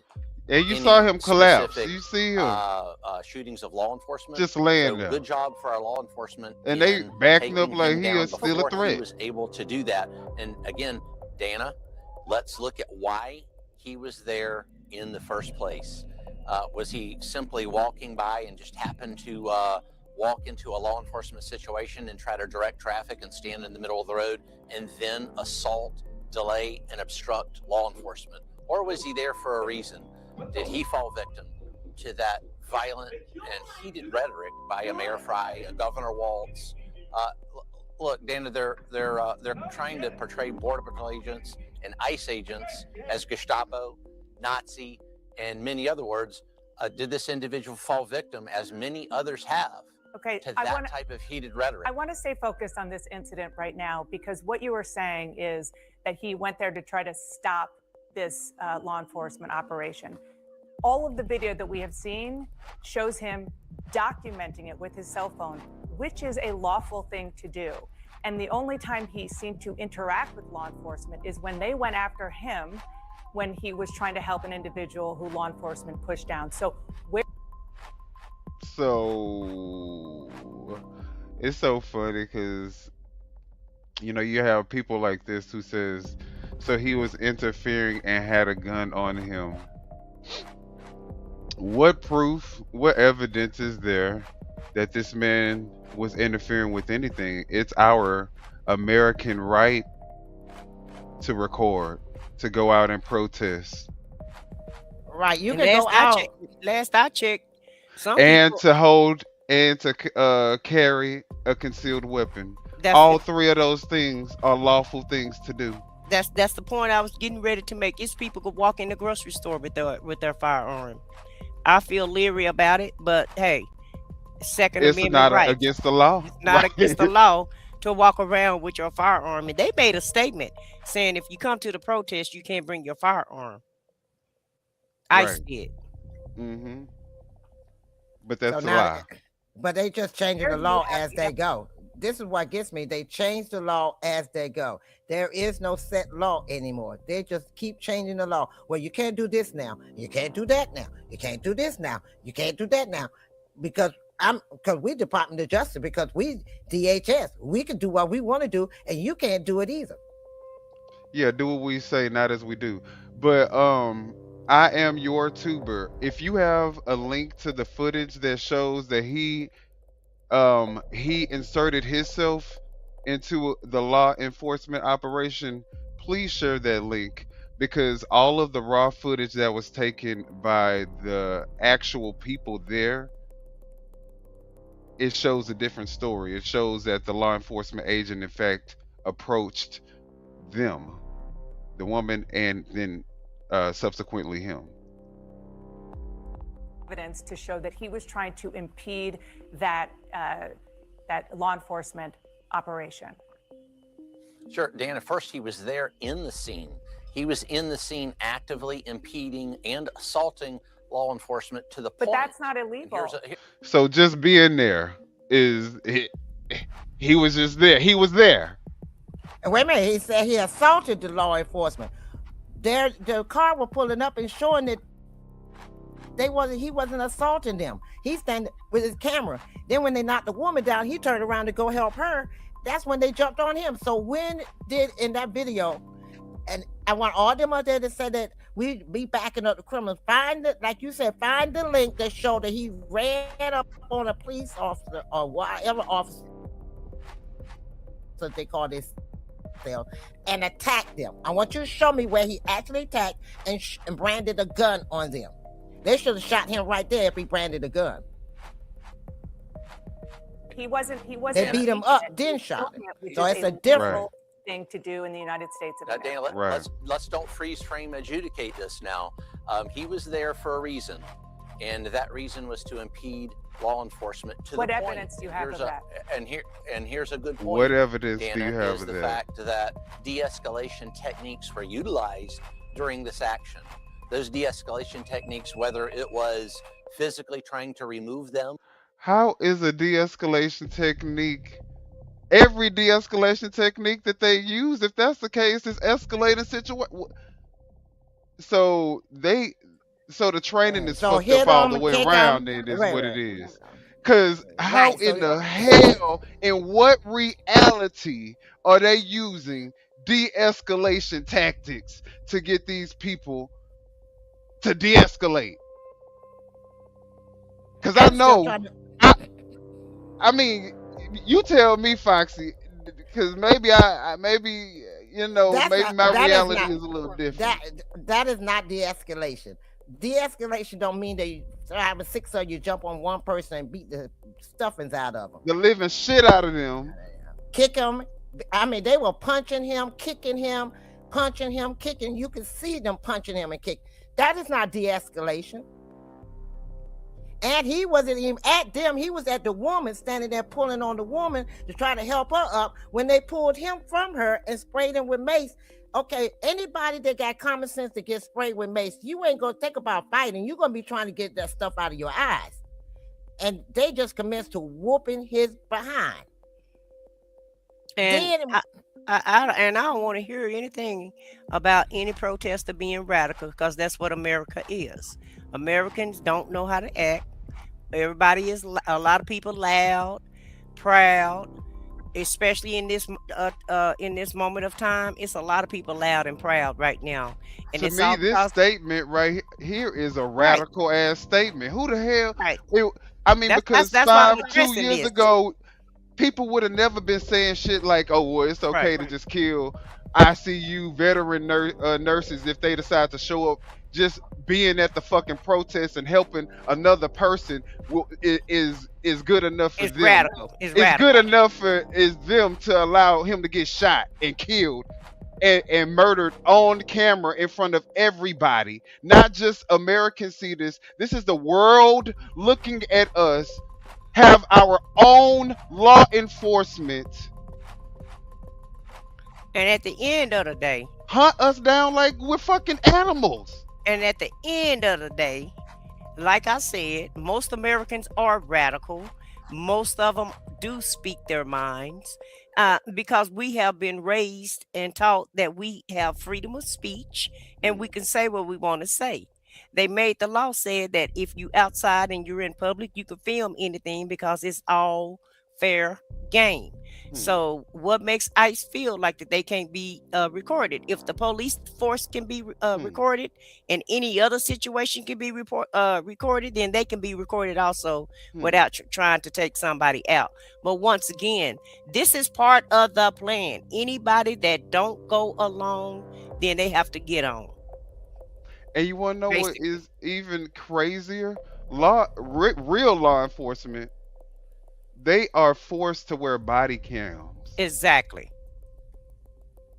These Oh, no, people no, are so no. corrupt in their processes and the system that they have in place right now that they don't even want other people filming them, let alone them filming themselves. Because who knows what we would see if they actually had video footage and had to record themselves. But from what we are able to just get a glimpse into because other people are recording. Amateurs. Just, I mean, it's so crazy that people are saying that this is okay. And the whole thing about it is they don't want the body cams because they can spin the story any kind of way that they want to. They can also say the footage that you have is edited, that because that's what's going to come next, because they're going to keep doing this. It's not really going to stop until they get what they want or achieve whatever goal that they're trying to achieve. And then so in a minute, all the footage is edited, it's fake, you can't believe it. A personal citizen filmed it, so it's not credible, Right. and so that's That's they the got to next take you part, in right. baby steps. Everything has to be in steps, and then they're going to push harder and harder and harder and harder until they and until we just at home and just living like Russians and North Right. Koreans, Right. and And just forced to do whatever they tell you. Venezuelans. You can't Yeah, say nothing. yeah, You just yeah. have to You do what live. we say. You do what Right. we say, and don't say nothing about what we do. How about that? Right. Ain't that what Exactly. Ain't that what Pam Bundy just said? Do what Trump say. If they do what Trump say and do what we want you to do, then we'll go ahead and take them out of there. So basically, if you do what Trump say. Everybody have to do what Trump say, and that includes you Kiss all the on here. ring. That includes all of y'all MAGA. They telling you the same thing. Do as I say. If you don't do what I say, they come after you too. Oh, well, we gonna get into how this is gonna affect MAGA, but right now we just gotta get past these little news stories. Then we're gonna get into the real juicy stuff. Oh, do you know? Also, during this time, when the news media came there, they cut everybody's feed because one of the officers made the statement. Did you see the gun? He said, "What gun?" That's what they Right. cut, and they cut everybody, all the news media feed on that statement right there. And we yesterday, me and I said what I said when we did our live. One of the officers said, "Oh, this is like a game from PS5." Call of Duty. This is fun. So this is how these people are looking at what they're doing to us, doing to them as Right. fun.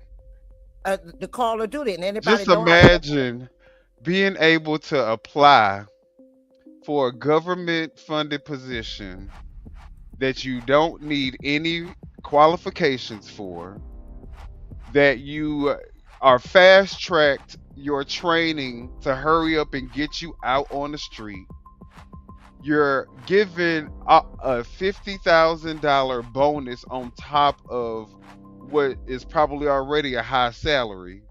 And your background don't even matter. And the only thing that you have to do is find colored people and round them up, stick them in a van, and bring them to a detention center. And you can be as cruel as you want to be. Right. What kind of people do you think they're going to be having? I mean, who else would be able to find a job like that? So And the and if you're criteria is wanted dead or alive, huh? right, and then, look, and if you have a criminal background, they're still going to hire you. If you have Yeah, a that's why I drug said your problem, back. That's what I That's an said. Your incentive. That's a background. plus. Yeah, your background don't matter. The worse it is, the better off we want. The more we want you. Right. and if you got a drug Because the problem, more, good. the least, I mean, we assume that if you're a criminal, you're probably going to be okay with doing these hateful, mean, inhumane things. Oh, okay. So a light bulb went off. Mm-hmm. So they're hiring criminals because criminals recognize criminals. Is that what it is? Yeah, exactly. Oh, okay. Birds of a feather flocks together. So they understand one another. They know who criminals are because they're criminals. Right. And it's going to be easy to detect another criminal. Okay, I got it. Got it. From that law. Oh, wow. Here with me now is U.S. Border Patrol Commander at Large, I don't Greg even know what Bovino. part I was on. Ooh. You know, Dana, every situation is different. What our officers are faced with here in Minneapolis are chaotic, very difficult and violent situations in which individuals, and this suspect is not the only one to bring a loaded weapon to a riot. This suspect. The situations are chaotic and ever changing. Follow directions for law enforcement. Don't inject yourself knowingly beforehand into a law enforcement situation. With respect, it feels as though in some ways you're blaming the victim. Look, he up here trying to grab the woman. The victim They grabbing I'm him not blaming the Border Patrol and agents. start The victim commits to are the beating Border Patrol him. agents. The suspect put himself in that situation. The victims are the Border Patrol agents there. The I wanna victims go are back the to the Border gun, Patrol sir, agents. because I think this is really, really critical. Wait a minute, pause there. Okay, that man was in the street, and when they saw him run over he was in the street, then he walked over to where the lady was with his camera, and they ran up and knocked her down, and when he pushed him and knocked her down, he went to help her up. That's when they went to beating his behind. Because they want to do more harm to her. See an agent, and I just want to go to, let's see here, video 5. You can see a screenshot of an agent in a green jacket approach Pretti, and remove then the he gun. appeared to take a gun away. When the agent took He was the gun disarmed. away, which seems as though it was Pretti's gun, that happened before Pretti was shot. Why was an unarmed man shot multiple times by law enforcement, by your Border Patrol agents? Dana, you don't know he was unarmed. I don't know he was unarmed. That's freeze frame adjudication of a crime scene. No, wait a minute, see it right there? There you go. That's why we have investigators. That's why we have an investigation that is going to answer those questions. How many shots were fired? Who fired shots? Where was the guns? Where were the guns? This man has located? been overlooked. All those questions are going Sir, to be answered. I think you can see the screen. In the investigation. We're not going to adjudicate that here on TV in one freeze frame there. Okay, it's not a freeze frame. We're showing a video of one of your agents taking the gun away, and that happened before Pretti was shot. We don't know that agent was taking any gun away. That could have been the agents because we don't know. I mean, it's clear They as saw it. fucking day. You saw Like, him what are you underneath talking the guy. about? I mean, They know. They just listen. We all sit here and watch probably them people that's on TV right now go and attack the Capitol, and the Republicans have changed it around along with Paw. They all changed the narrative in the story that whatever happened on January 6th was a peaceful protesting day. Right. Okay. Exactly. They already changed the narrative. They changed the narrative already, and you have people walking around They believing. gonna make it. They gonna make it an official holiday Yeah, in just a little in a while. Just minute. wait. Yeah. And the whole thing about it is you have people denying that they didn't see what their eyes saw. We all saw them attacking the police officers and breaking into the Capitol. Everybody saw that. But Yep. let Agent Orange tell the story. It was a peaceful protest. And those were people filled with love Patriots. for the patriots. Patriots. The definition of a patriot. And they had cameras with them when they were going into the Capitol, and nobody shot them. I We're wonder. gonna talk about the hypocrisy. I wonder how many January 6ers is in this militia here, because this is basically what this is at this point. A terrorist militia. A terrorist militia is basically what this is. Are going to come to light. So you're disputing the video that that's what happened. With an investigation. You're disputing the video. Well, with respect, you say he pulling it out. You're also he pulling it out. He just took it off. Sort of flying in the face of waiting for an investigation. Exactly. Gotta go back a little bit because they not gonna make me believe that I'm crazy. Cause I just want to also go back to. Let's see. So you're disputing the video that that's what happened. With an investigation. That's why we investigate. So y'all see this man's arm clearly on his holster to get this man's gun out. Well, with respect, you say that's why we investigate, but you're also drawing. Stay right there. And took it. Dang. Here with me now is U.S. Border Patrol Commander at Large. They took it right there, snatched it right off him. Snatched it right off him to the point where you saw that it wasn't even there anymore. By your Border Patrol agents. They right. Dana, you right don't there. know he was unarmed. I don't know he was unarmed. That's freeze. Right there, go right there. Hey, I keep doing Here it. with me now is U.S. Border Patrol Commander at Large. Okay, it's not a freeze frame. We're showing Let me just a video play of one of your agents taking the gun away, and that happened before Pretti was shot. It's off. We don't know that. And now he goes any to gun shoot away him. that could have been the agents because we don't know that. The facts are going to come to light. So you're disputing the video that that's what happened. With an investigation. That's why we investigate. Well, with respect, you say that's why we investigate, but you're also drawing other conclusions that sort of fly in the face. Tell him, Dana, get him. Investigation. Hello. I just want to also go back to what I was asking about with regard to what Secretary Noem said, that he was brandishing a gun. At any point, do you have any evidence that, yes, he had a gun on his person? Was he brandishing it? Was he a threat because he had a gun in his hand that put law enforcement in danger? Dana, we heard the law enforcement officer say gun, gun, gun.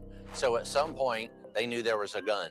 So again, that is going to be part of that investigation as to what was happening on the ground there between those victims, the Border Patrol agent victims, and the suspect. Both the police chief in Minneapolis, O'Hara, and Governor Walz say Pretti was legally licensed to carry a concealed weapon. So are you saying it's not okay for him to exercise his Second Amendment right, not to mention his First Amendment right to be there in the first place, but his Second Amendment right to carry a gun? And if you do, you can be shot by federal law enforcement?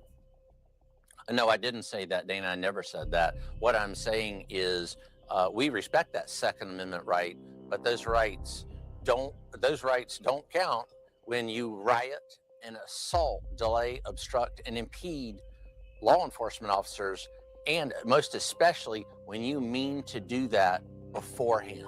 How do you know that? When you mean to do that beforehand, when you show up to an active crime scene, don't leave the crime scene and you're armed, then you've got the decision-making process for that individual doesn't seem to be very good. Now, back to the Second Amendment. What you're saying about the Second Amendment is peacefully protesting with firearms. Absolutely, I've done that myself, and fully support that. But not when you perpetrate violence, obstruct, delay, or obfuscate. Border Patrol in the performance of their duties in an There is active no crime evidence that scene. he was perpetrating violence. And there's no evidence, unless you have it, and we'd love to see it if there is, that he was intending to massacre law enforcement, other than the fact that he was there and he had a gun lawfully. He meant to be there beforehand. Again, Dana, he came He there meant to beforehand be. How do you for know that? a reason. How do you know that? Because he was there. But all he Because was doing there. was filming It's and very documenting evident. it, which is legal. He was carrying a gun, which in Minneapolis I didn't is say legal. it wasn't. And I didn't say it wasn't legal. So but then what did he do that was illegal? Assault federal law enforcement when he does that. That's an active law enforcement crime Where do you scene see in the video that he was decided to assaulting? enter into? Where do you see in the video that he was assaulting law enforcement? Because from everything we have seen, law enforcement was assaulting him when he was there trying to help another individual. Dana, law enforcement Is she doesn't not assault eating him anyone. up or what? Follow directions. Baby, she read them his rights. Follow directions of law enforcement in. She mad like the rest of the people. It's very evident he Trying didn't to want keep her do poker that. face on, Very but you know she evident mad. that the other individuals didn't want to do that, and it's too bad the Look at her eyes. he paid because he injected himself into that crime scene. I can't say that enough. He made the decision to go there. We didn't make the decision to talk to him. We didn't even know that individual was in the. Okay, my thing is he's standing in the street. What crime scene was he involved in? That's exactly what y'all did. That's exactly what they did when they approached him. They approached him. He didn't approach them. They just lying. He didn't. Like I said, that's part of the plan. We're gonna go do what we want to do. We're gonna spin the narrative the way that we want to spin it, and you don't believe your lying eyes. Believe what we tell you. It's basically what's really going on here, and it's like a blatant F you. Just F the public, and we're gonna do what the hell we want to do, and there's nothing that y'all can do about it. That's the attitude that they have, in my opinion. It just seems like, we're going to do what we want to do. Y'all have to deal with it one way or the other. Just sit back, be quiet, and just watch. We could do this the easy way or the hard way. Right. I want to go back to until he came into that crime I want to scene. go back to video number 1, because you keep seeing that he injected himself into the crime scene. He was a guy on a street filming an operation. He was far away. He wasn't on the crime scene. And what I want you to see again is that law enforcement appears by the video we have to be approaching him and the person who is next to him, not the other way around. And so what I want to know is, what evidence do you have that he went after law enforcement? Sure. The fact that he was standing in the middle of the road, there was interaction between him, the bystanders, Who is he? and law enforcement. But who is he impeding traffic for? They're his shadow. They're his shadow. Ain't nobody buying. Middle of a crime scene. Dan, I don't think you would want to be in the middle of a crime scene, or you would want civilians in the middle of a crime scene. And he moved out the way for that car. Into something that is none of their business at all. Wait a minute, my thing is, I didn't see that. I didn't see that they sprayed her. Because again, They sprayed they both sprayed of her them. and him. Yeah, I just saw that spray. Did he ever have his hand on the weapon? Yeah, again, the officers on the ground, in that melee, we hear gun, gun, gun. So that gun at some point became visible to officers. But could it have been because they had him on the ground and maybe his shirt came up and they saw that it was on him?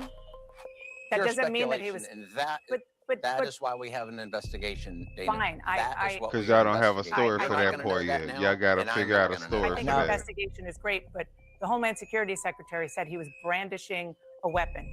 Do you have evidence that we haven't seen that he was Exactly. brandishing a weapon? All right, stick to If her you story. don't know. He brought Because you can't defend her. He can't defend her story. assaulted federal officers, and at some point they saw that weapon.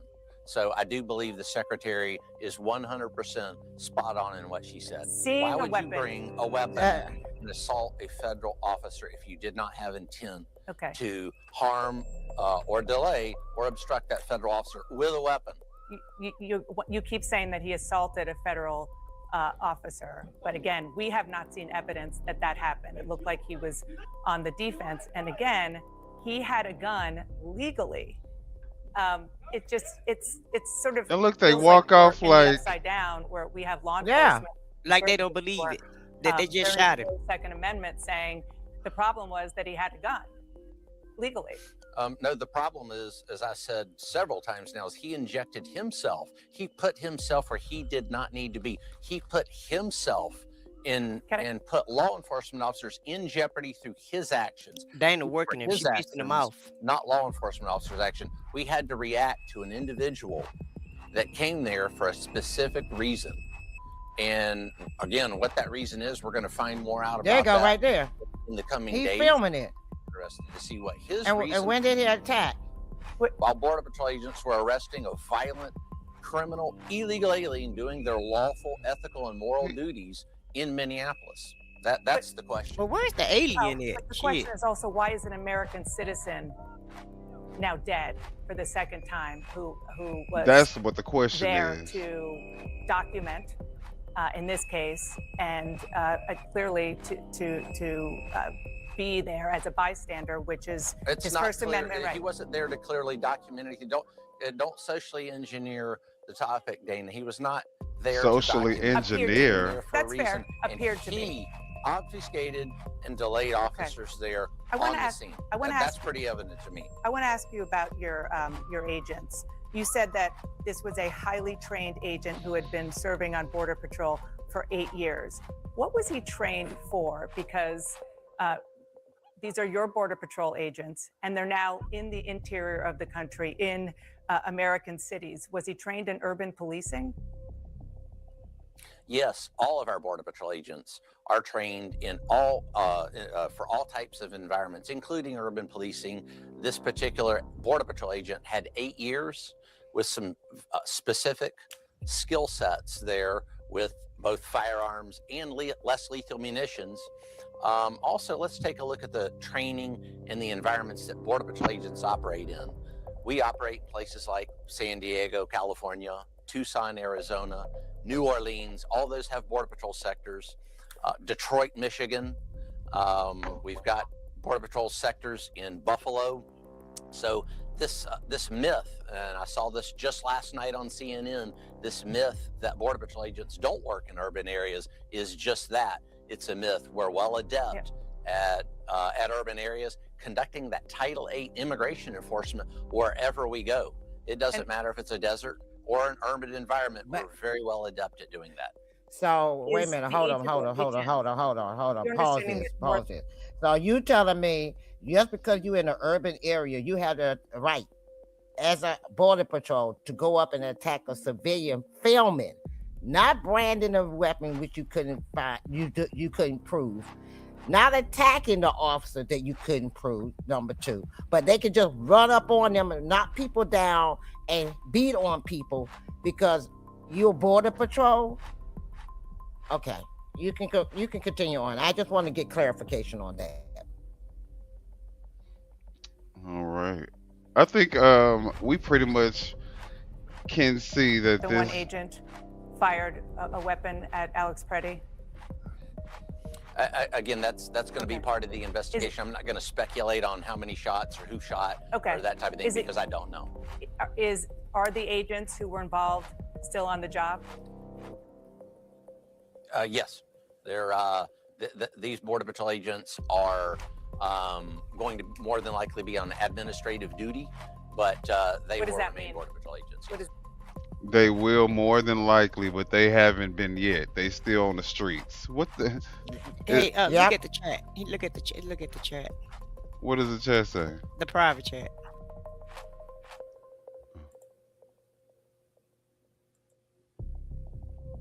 What? Yeah, so let's go ahead and go to the next story. that mean? So they'll be off. All right, and let's see here. All right, so the next thing we're gonna talk about is a Minnesota resident, and he's gonna basically speak on how he feels about what's going on in the streets of Minnesota, and he says that he wants to speak as an American. So I want you guys to look at it from a American speaking about what's happening in the streets of Minnesota. have lived here for some time, just up the road for a period of time. How would you describe just the way as a Minneapolis resident that you're feeling right now? Can I describe it not as a Minneapolis resident, but as an American citizen? Thank you. This started as a pretext about immigration and the fraud, whatever. It's well beyond that now. It's into your Second Amendment. It's into your Fourth Amendment. It's into your Sixth Amendment. This is so far beyond what people at home probably are watching going, it's Minneapolis. It's woke Hoth. It doesn't affect me, whatever. It does. It's you. It's you as well now. Wake up. Please watch what's happening here. I feel like we're performing CPR on what may already be a corpse called the Constitution. And there's plenty of people online laughing at us and going, tryhards. But I think it's worth it, and I hope you do too. Well, you were saying to me earlier that you were HOA president for a while. Yeah, I'm the Square community, man. I built real estate document search portal sites for Wells Fargo. I am the Square community. But you were HOA president, Frank and Nick. So this community to happen here, for this to happen here at this intersection on Nicollet in East Street, how do you begin to explain the significance of it happening here today? I assume it's Kristi Noem's provocation. She saw how much this city hates her clowns, hates her scarecrows, and said, we'll double down. We'll put the boot a little bit harder on the throat. How long will you stay out here? Till my balls get cold. Just till it gets too cold. Probably all day, I think, yeah. All right. Well, guys, it appears as though MAGA is up in full effect. They have tried to suspend our channels. So I don't know what is going on, but our horizontal streams have been taken down due to policy violations. Due to the truth. Mind you, we aren't disseminating any information that isn't already online. So it's kind of weird that people are saying, that they are striking us for policy violations. We are going to have to look into that. Yeah, mine too. Yeah, all of ours. All three. Yeah. So Vertigo is still going. So, if we want to continue with the show, what do you want to do? The show, we're going to keep on going. And so, MAGA, y'all talk about Democrats being in their feelings and always and being crybabies, and y'all are so mad when the truth comes out. One thing that y'all won't be able to do is stop the people from being able to see what's really going on in America and making up their own decisions as to how they want to move forward.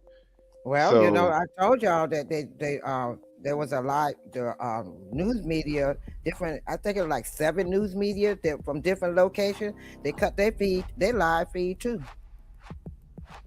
Well, hey, this is the America that we're living in. Yeah. So now there's all this outrage. In fact, somebody even put it in our comments earlier talking about selective outrage on the Democrat side. Well, let's talk about JD Vance, because everybody has all this selective outrage and feels like just being a human being, exercising your human rights is now good enough for you to get executed in the middle of the street in broad daylight. In front of everybody. In front of everyone. And guess what? And nothing will happen to the person who did it. So now that we're here at this place, because this man was exercising his First and Second Amendment right, he did not have a huge gun. But let's look at JD Vance, talk about this guy. I don't know if y'all know who this is, Kyle Rittenhouse. If you don't, just watch this video. I remember him. If you think about what Kyle Rittenhouse really was doing, is he saw a bunch of thugs and rioters destroying his community, and no one was doing anything about it. What are the values that represent my community, if not honor and loyalty and devotion to your community? This 17-year-old boy saw no one protecting the businesses. 17-year-old boy. So he went down there and did it. And instead of rewarding it, instead of saying, Isn't it good instead that of a rewarding 17-year-old him. kid who was raised by a single mother He should have been made good rewarded. decisions and decided to be a positive force in his community?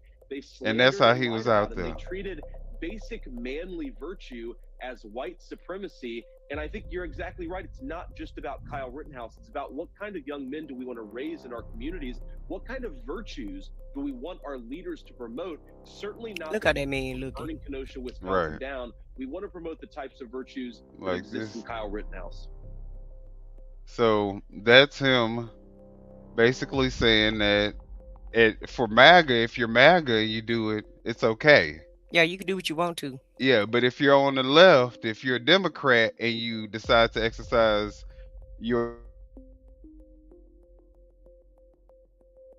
in the middle of a street like a dog.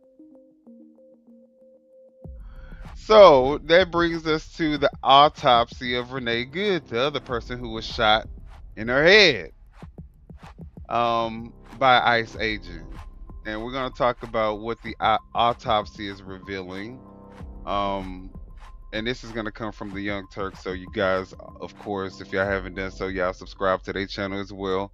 A lot of their stuff sometimes is good. Sometimes I'm like, okay, I don't know about that, but you know, that's the good thing about being in America. Everybody can have the difference of opinion and still live in the same place. Well, we back. We back. We back, baby. Okay. No. Okay, look, y'all, man, y'all be so bad. Y'all be The so results bad. of a private Hold on, let me autopsy done pause on this Renee. real quick. So, yeah, I think that sums it up. FAFO. We gonna get the word out regardless. Y'all gonna be mad, but we gonna say we gonna get the facts out to the people. Renée Good sheds more light on the fatal shooting carried out by an ICE agent in which, well, a single bullet likely ended up killing her. Now, when the story first broke, all of the reports indicated that she was shot in the face 3 times, but this autopsy makes clear that that wasn't the case. Now, the autopsy shows that Good was shot at least 3 times, sustaining wounds to her head, arm, and breast. 2 of the gunshot wounds were not immediately life-threatening, the autopsy found. 1 bullet struck Miss Good on her left forearm. Another bullet entered her body in the right breast, but did not penetrate major organs. Now, more damningly, a 3rd bullet struck her on the left side of her head near the temple, the autopsy said, and exited on the right side of her head. That's the one that killed her. That was the shot from the side of the SUV. Wow. So y'all, you get what that mean, right? That was He a shot holocaust her when she was no longer a threat to him. Threat to him. Like they just shot this man when he was no longer a threat. He While was he never was a on the threat. ground. Well, I mean, Wait a neither minute. one of them should have ever been considered a threat because he Right. literally, I mean, he could have just stepped back and avoided getting hit instead of making her a threat. He could have just, you know, reacted like a trained law enforcement agent you would think would respond versus, you know, saying, okay, Right. no, this is the Well, perfect opportunity for me to go ahead and finally get me a body under my belt, or maybe for me to get another body. I don't know how many he has. why come I seen a YouTube channel talking about ICE got another body under their belt? You know, at That's this not point, funny. I wonder It's not if they got a funny. scorecard in their like meeting room where Right. they like, Maybe they got a whole other body. But what I want to know though, are we really gonna get the story of why did they push this lady down? I want to know that. Why was she pushed down? Because I think Right. everybody's missing that portion of the story. The lady ain't even a factor no more. So I Right. want to know why she got pushed down and why she get what sprayed in her face? Mace? Why she Yeah, get mace. maced? Well, what it was, he had backed up when they was telling them, when they were coming towards, he backed up towards her, you know, like back near her. And when they did that, that one went over and ran, knocked her down, I guess to keep her from helping him. And that's when they attacked him. But I mean, that wasn't lawful. Both of them, both of them were filming. That's the thing. Both of them were filming. Right. That was the threat. That was the threat. Okay. She was filming. The camera is the threat. Yeah, now cameras are a threat, so you can't even have your camera out. You're a threat. So, Cenk, your 2 cents before I give you more details. Yeah. So, what do we say on the first day? So even when we didn't know all the facts, and there's a little bit of fog of that particular situation, right? We said the first shot, we're gonna have to see what happened there. You know, it looked like she was turning away. Certainly, she was going 2 miles per hour. Seemed like the first shot was unjustified, but the next 2 shots were totally unnecessary, and no one could dispute it. He shot from the side, and lo and behold, from the side, goes into the left, comes out of the right, because he shot her once she was past them, and now he's just murdering her. Yeah. So that third shot was a shot that murdered her, and it was 100% when he was no longer in danger. That brother should be put up on charges, and he should serve a long time in prison for murdering Renee Good. But he won't, because there has been an effort to provide cover for him, and there has been intentional misreporting and misstatements coming from the government. And I'm gonna provide evidence for that in just a minute, because we now know definitively that the ICE agent who shot and killed her was not hit by the car. Okay, so hold up so I can show you the evidence on that in just a minute. But I should also note that this private autopsy that was carried out at the request of Good's family also found. So they said they could definitively prove that he was not hit by the car. So I can't wait till we get to that part. Right. MAGA gonna have a. Well, I'll be glad. I hope the AGs just do their jobs. Right, with this information. But the problem is, with her, they was trying to hide any evidence for her for this investigation. They had to get federal judges in to overrule that, so they can, for the FBI to do and they're doing the same with this guy. They're doing the same thing. The FBI, they got to go to a federal judge to go in and do it, because they saying, and they still ISIS said they're doing their own private. And I said they're doing their own investigation. How you going to investigate yourselves? Exactly.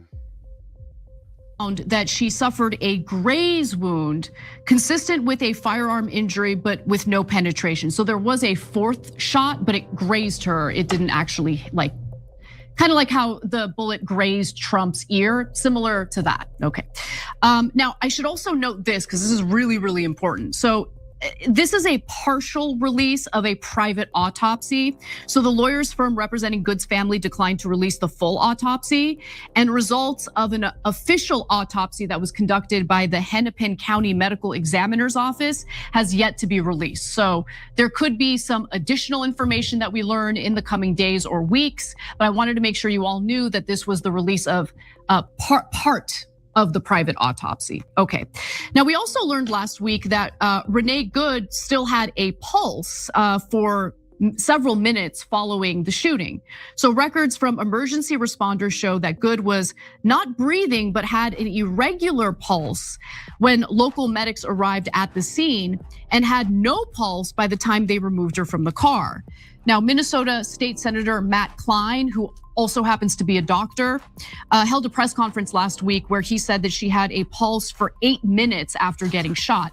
Now, why is that relevant? Well, it's relevant because, as we all know, and there's surveillance footage to prove this, there was a medical professional on the scene who offered to provide, help to Good following the shooting, but he was blocked from being able to do so.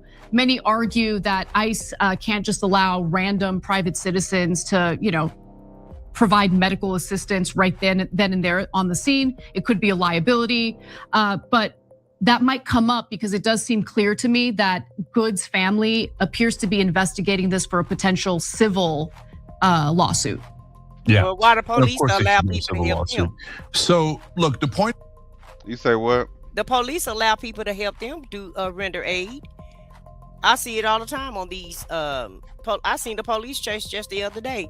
The suspect was getting away. He was outrunning the police. This man told the police to get in. He was driving down the road and took him to the suspect. Police got out and caught the guy. See, they make up stuff. So they making it up as they go. Yeah, they're making this shit up. And also, like, you know, when you're calling 911 and you have an emergency, they tell you to start administering CPR, whether you qualified or not. Even if you're not qualified, they tell you how to get it done. Right. They qualify you over the phone. So that's a bunch of mumbo jumbo and BS.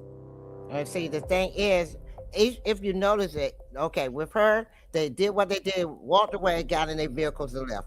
They turned around, shot this man, left him on the ground, and walked away like, okay, we did our job, and walked away again. You do not leave the scene of a crime. This is what I want to get these idiots that keep saying, oh, well. No, you don't leave the scene of a crime unless you have your chief or whoever over you to be there to see what's going on and to talk to everybody and get, but you all did what you did and walked away. That's the most important step right there that everybody keeps forgetting. They cannot. And that's why they're going to be charged with state crimes. And they're helping. And what this autopsy will do, hopefully and allegedly, is help the state AG, Attorney General, bring a case against these people inside their state and help and hold them accountable. Because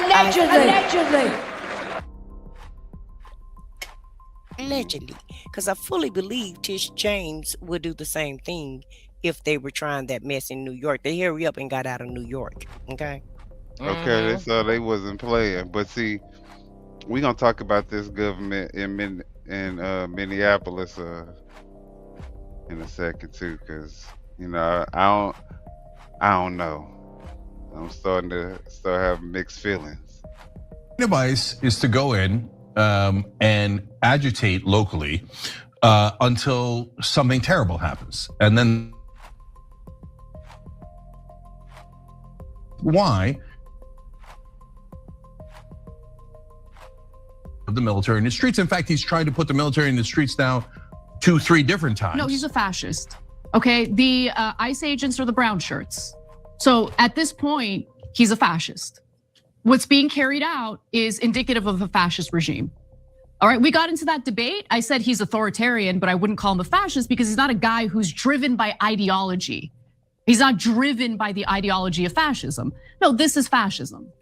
Anyway, continue. So it doesn't really matter if you call it authoritarian or fascist, in my opinion, right? So the bottom line is he wants to be in charge of a country that is living under military rule. And he is the unquestioned leader of that country. And he has said 1,000 times about how, I went to China and North Korea and all these places. Oh my God, these dictators are amazing. No one's allowed to disagree with them. Whenever they walk into a room, they get standing ovation. He wants that kind of adulation because he's a man-child. He's a pathetic man-child. So he loves the idea of agitating everyone and what does it do? It divides the country. So now some people are dug in going, no, ICE is great and we got to kill the immigrants and whatever and it's all right. If they were just like 1% risk, 0.00001% risk, what a real man does is shoot a woman in the head 3 times. No, that's not what a real man does. That's what a super weak man does. Super weak, okay? Oh, it's a woman in a car going 2 miles per hour. Boom, boom, boom, boom, boom, assassinate her, right? No, that's not what that strong man does. That's what a pathetic man does. So now we're back to fighting. Amen. Fighting. Oh, perfect. Trump loves it. The oligarchs love it. Right. The donors love it. Good. We got the left and the right to constantly fight each other and kill each other. Right. Meanwhile, they're not noticing the freaking robbery. Non-stop robbery. Israel robs us, pharma robs us, oil robs us, defense contractors rob us. But we're at each other's throats in the streets, and Trump and his donors are laughing their ass off at Mar-a-Lago wearing weirdo dog masks and having sick parties. Like, we got the poors to fight each other and kill each other. Exactly. Now let's rob them. And that's what Trump and his stupid donors are doing. Yep. The donors have been robbing us through Democratic and Republican administrations God damn, he just hit that nail right on the goddamn head, cause that's exactly how I feel that they do. That how they look at Yep, us. that's that, and exactly. And they're looking at us like we the dummies, we the dum-dums, and they sit back and look at them. That's on them. They want to get out there and protest and No, they holler ain't their saying rights. that's on them. They are enjoying this. They love to see the violence. They want more heads. They probably be betting on it. Well, you see, you These saw in people our are chat sick. that you saw in the chat that they said those people deserve what they got. Well, I'm not. These are. I mean, those are the people that they laughing at. What I'm talking about are the rich elite people who are looking at us as Democrats, quote unquote Democrats, and quote unquote Republicans, going at each other's throats and pretending like we are all really that much different from each other. But we are willing to stand on whatever side of the aisle that we are on. And it's not really the left side, it's really the right side, to be very honest. It's the right side that is perpetuating this, but they are willing to go to any depths to say, you know, we've owned the libs. You know, we'll take their lives, we'll take away our own constitutional rights just to give ourselves, just to make ourselves feel like, you know, we're owning the libs. We're willing to let our country go into probably, I mean, it's shattering right before our eyes. Everything about our country and what makes it great is, I mean, you know, they're completely destroying it. And there are people in this country that are okay with that just for the sake of saying they own the libs, or, you know, I'm better than you. I'm better. I'm a MAGA. You're not. So you're scum of the earth. Like we don't. So I'm better than you. Right. Right. Like we don't all have to go to work every day and pay these damn bills. You know what I'm saying? They have responsibilities, and we ain't all still slaves to the fucking government, regardless of whatever side you think you on. That part. That part. For my entire life while they got us to fight. But congrats, Trump. You got us to fight, because no, I'm not going to accept a woman being shot in the head and executed by your thugs, by your masked thugs in the streets with no badges. That is un-American. You are the exact opposite of a patriot. You believe in a thuggish third world dictatorship. Yep. And I love America, where we have cops who have badges, we can see them, and they are accountable to the community. Hello. But you don't want that. You don't want America. So let's talk a little bit about the definitive proof that the ICE agent, Jonathan Ross, who shot and killed Renee Good, did not actually get hit by the car at all. At all.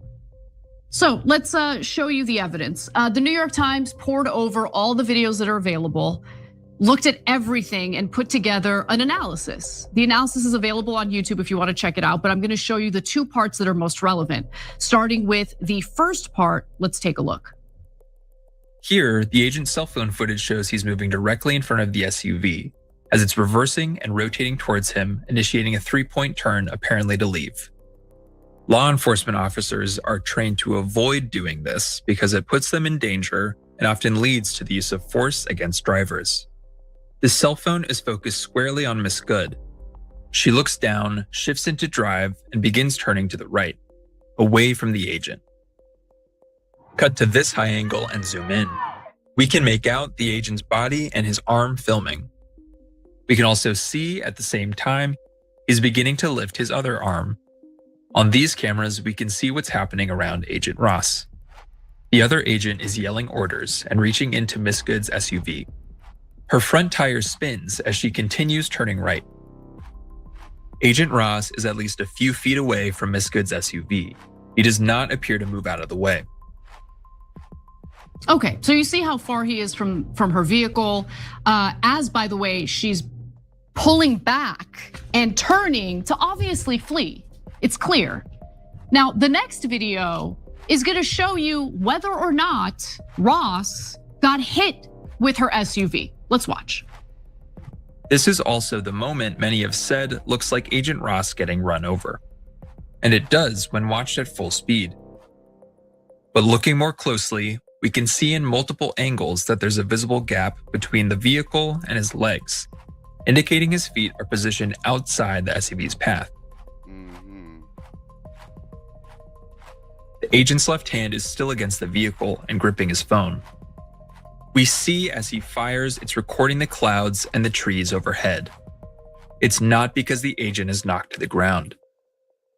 The other angle shows he's still standing, continuing to maintain his grip on his phone and his gun, and we see a clear and growing gap between his body and the SUV as he fires a second shot and a third. So he was never hit by the SUV, and the shot that actually ended up killing her was one of the last shots to her head as he was already to the side of her vehicle. You know what depresses me, Anna, is that part of She's a white liberal, though. She's a white liberal woman, so it's okay, right? It's okay.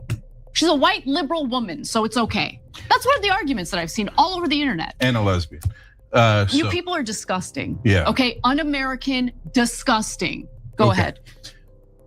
What depresses me is that partisanship brain gets people to look at that and go, she had it coming.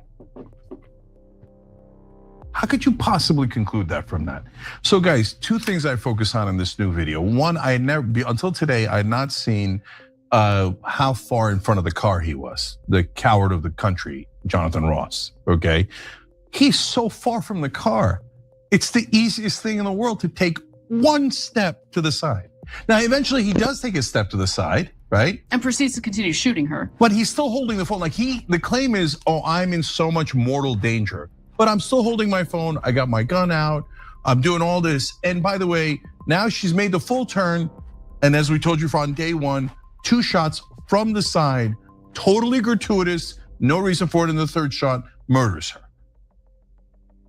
No, guys, but somehow partisanship is so strong that seemingly rational human beings look at that video and go, oh, what a hero Jonathan Ross was. My God, he was almost dead. He didn't even drop the phone. He's so far from the car. And you could see that you could step aside. By the way, there is legally, if you can get out of the way of a car, that your self-defense claim is much, much, much, much weaker. You have almost no chance of that working if you could get out of the way of the car. And he obviously could get out of the way of the car because, by the way, he did. He did get out of the way of the car. He could have gotten out of the way earlier, and then he murdered her after he got out of the way of the car. Yeah. So there's no question about it, but partisanship melts our brains so that tons of right wingers are looking at that and going, oh, whew, man, he was this close to death. Thank God he protected himself. No, they convinced themselves that it was justified. That's what happens. And I get being so ideologically driven that you let that ideology turn you into a total dumbass. I get it. It's happened to me before. That's why I waited until we saw definitive proof of whether or not he got hit by the car. Everything else that I had seen did not convince me one way or the other. This analysis, this video is definitive proof. All right, well, that was the young Turk. Good child, because I'm tired of Anna. Okay.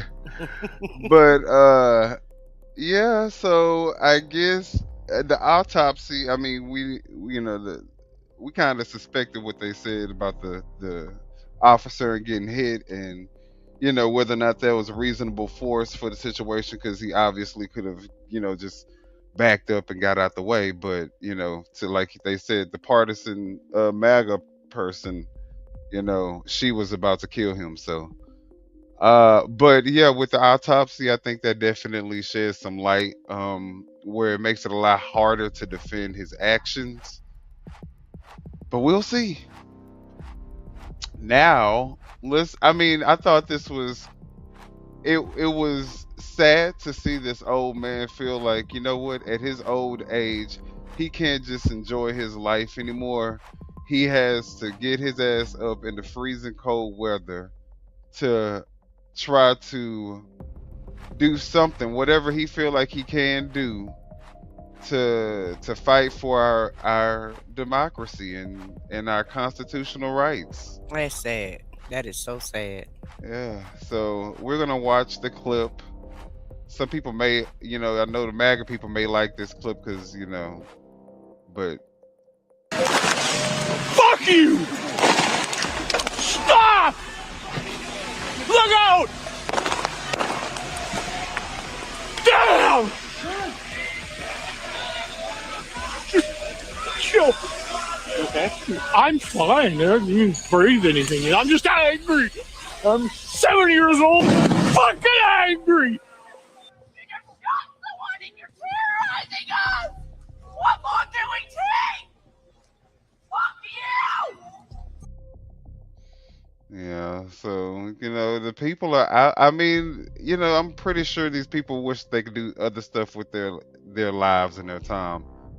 And you got people that just are so fed up that they don't know what to do, and all they can think to do is just go.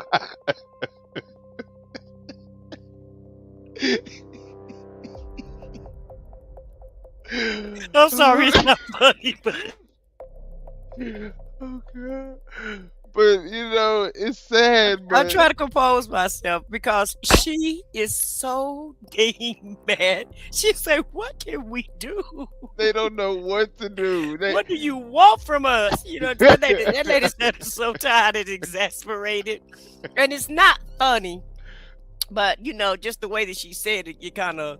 I was like, dang, she really frustrated and exasperated. And they're tired of ICE. How much more can they take? And that's the whole key.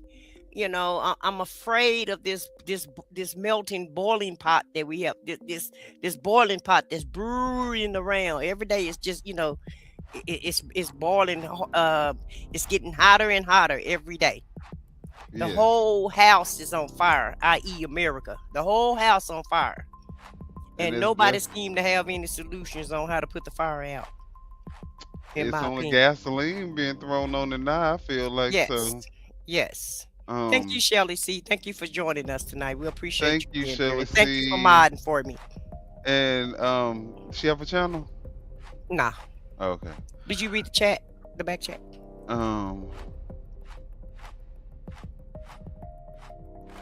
Okay, I will. I'm gonna need y'all to pay attention. But look, okay, so we're gonna talk about this black man at the anti-ICE protest. And the reason why I think it's important is because I think there's a number of black people that are coming out saying that, this isn't our fight, stay in the house. And while I agree with not necessarily having to get out in the streets, I do think that at some point we will have to organize. We have to get involved. I mean, it's something that we probably should already be doing.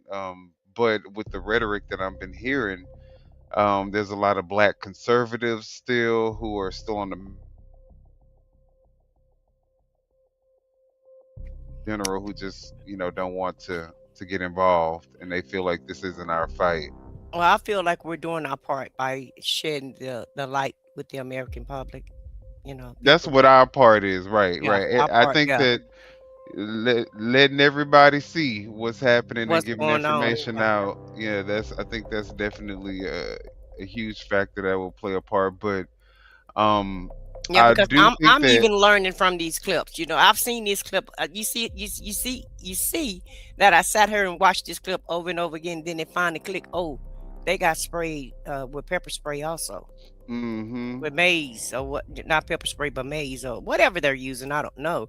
And so it's just kind of good, not only just look at it, but study it and pay attention to it and slow it down and really analyze and pay attention to what you're looking at. And your eyes are really not deceiving you. This really is our new America. And is this, even if you're a conservative, even if you're a MAGA person, is this really the America that you want to live in? Because there's nowhere that you're going to be able to go and in this reality where you're going to be able to live in a full society of people who share your ideology ideological. Y'all know the word I'm trying to say. Ideology.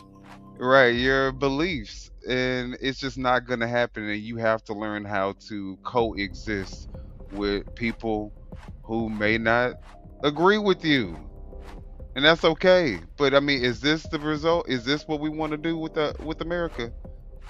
But Well, black people think for that 250 ICE years. is not coming for them. I guess I think right. black people have the misconception that if they just allow them to get rid of all the brown people, that they gonna leave the black people alone. But No, I think baby. They already they rain war on Somali and the Haitians. So that's your cue right there. exactly, You could be mistaken for whatever at this point. exactly.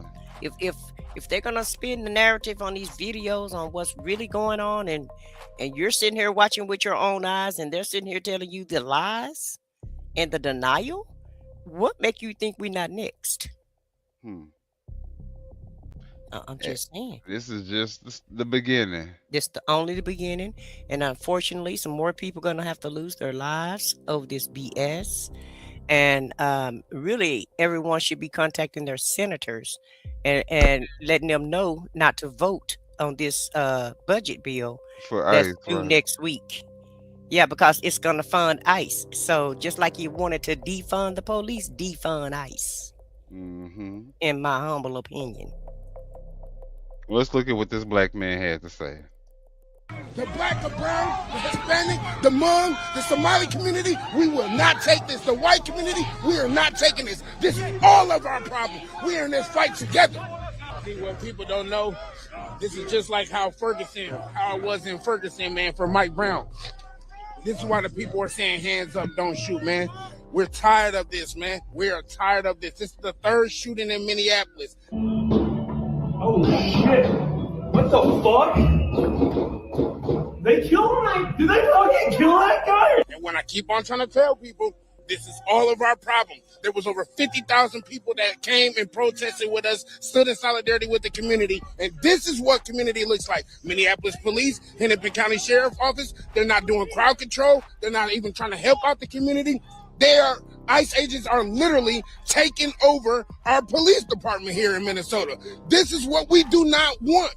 There's more federal ICE agents in Minnesota than there is in Minneapolis as far as the police department, as far as the Hennepin County Sheriff's Office, as far as St. Paul Police Department. If you don't stand for something, you will fall for anything. We need everybody to continue to come out here, observe, or whistleblow, or just stand with the community. We're tired of this shit. They are trying to kill us. What part don't people understand? Another legal observer dead. We can't keep having this, man. My name Cortez Rice. All power to the people. Let's go. What happened to the fucking National Guard?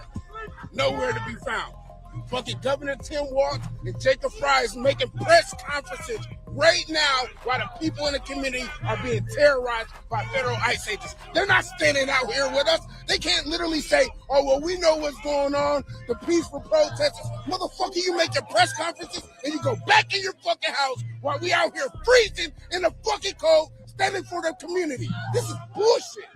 This is fucking bullshit. Tyranny. This is fascism. This is bullshit right here. And that's who's gonna have to get the message out. Mm-hmm. Yeah, look that way. Because I mean, there's I think a power behind, black voices that some, white people can master, but I think they all their life they had to fight, so All right, now let's talk about this black woman who says that whites are now experiencing what it feels like to be black.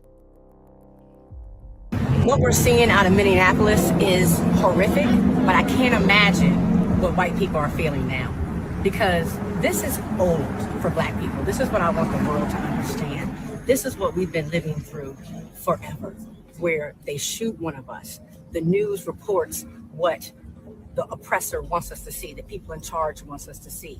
They immediately start calling the person who was shot a criminal. You see video footage and you have to keep watching the video over and over again because the video seems to tell, though absolutely does tell a different story than the news, than the officials are telling you. And then I promise you that video is probably in some way going to be destroyed. And even if it's not, they will come up with some people who will find those people not guilty. What you are seeing is what Black folks have lived forever. And I know it's probably taking a lot for white people to really embrace it. But you must embrace it because this is a time that you need to develop empathy and sympathy and understand that all along, in some form or fashion, not as badly, you've been in the same position as us. You've never been a part of what the white elite club. You never have. And so it really is, all of us are in this together and we all must fight back. And when this ends, because it will one day, don't know when, don't know what we will suffer, but it will end one day. You need to remember the lessons that you are learning today, or history will repeat itself. Like it's trying to repeat itself right now. Yep. Amen. Yep. But I mean, does she have a point there? Or, you know, white people are, this is something that the reason why, look, this is the reason why we're not as outraged is because, hell, we've been dealing with this. Traumatized. This is our life. So it's unfamiliar to us. Okay. Meaning it's familiar to us. Mm-hmm. You know, this is not extraordinary to us. This is not shocking to us. This is, you know, I mean, some of us are upset about it, but you know, we've been upset about our own for, you know, since day one. Mm-hmm. Okay, Right. we watch this happen to us over and over and over again, and nobody does anything about it. So now the shoe is on the other foot, and I don't even want the shoe to be on the other foot. I don't even want anybody else to have to walk in the shoes that we walk in.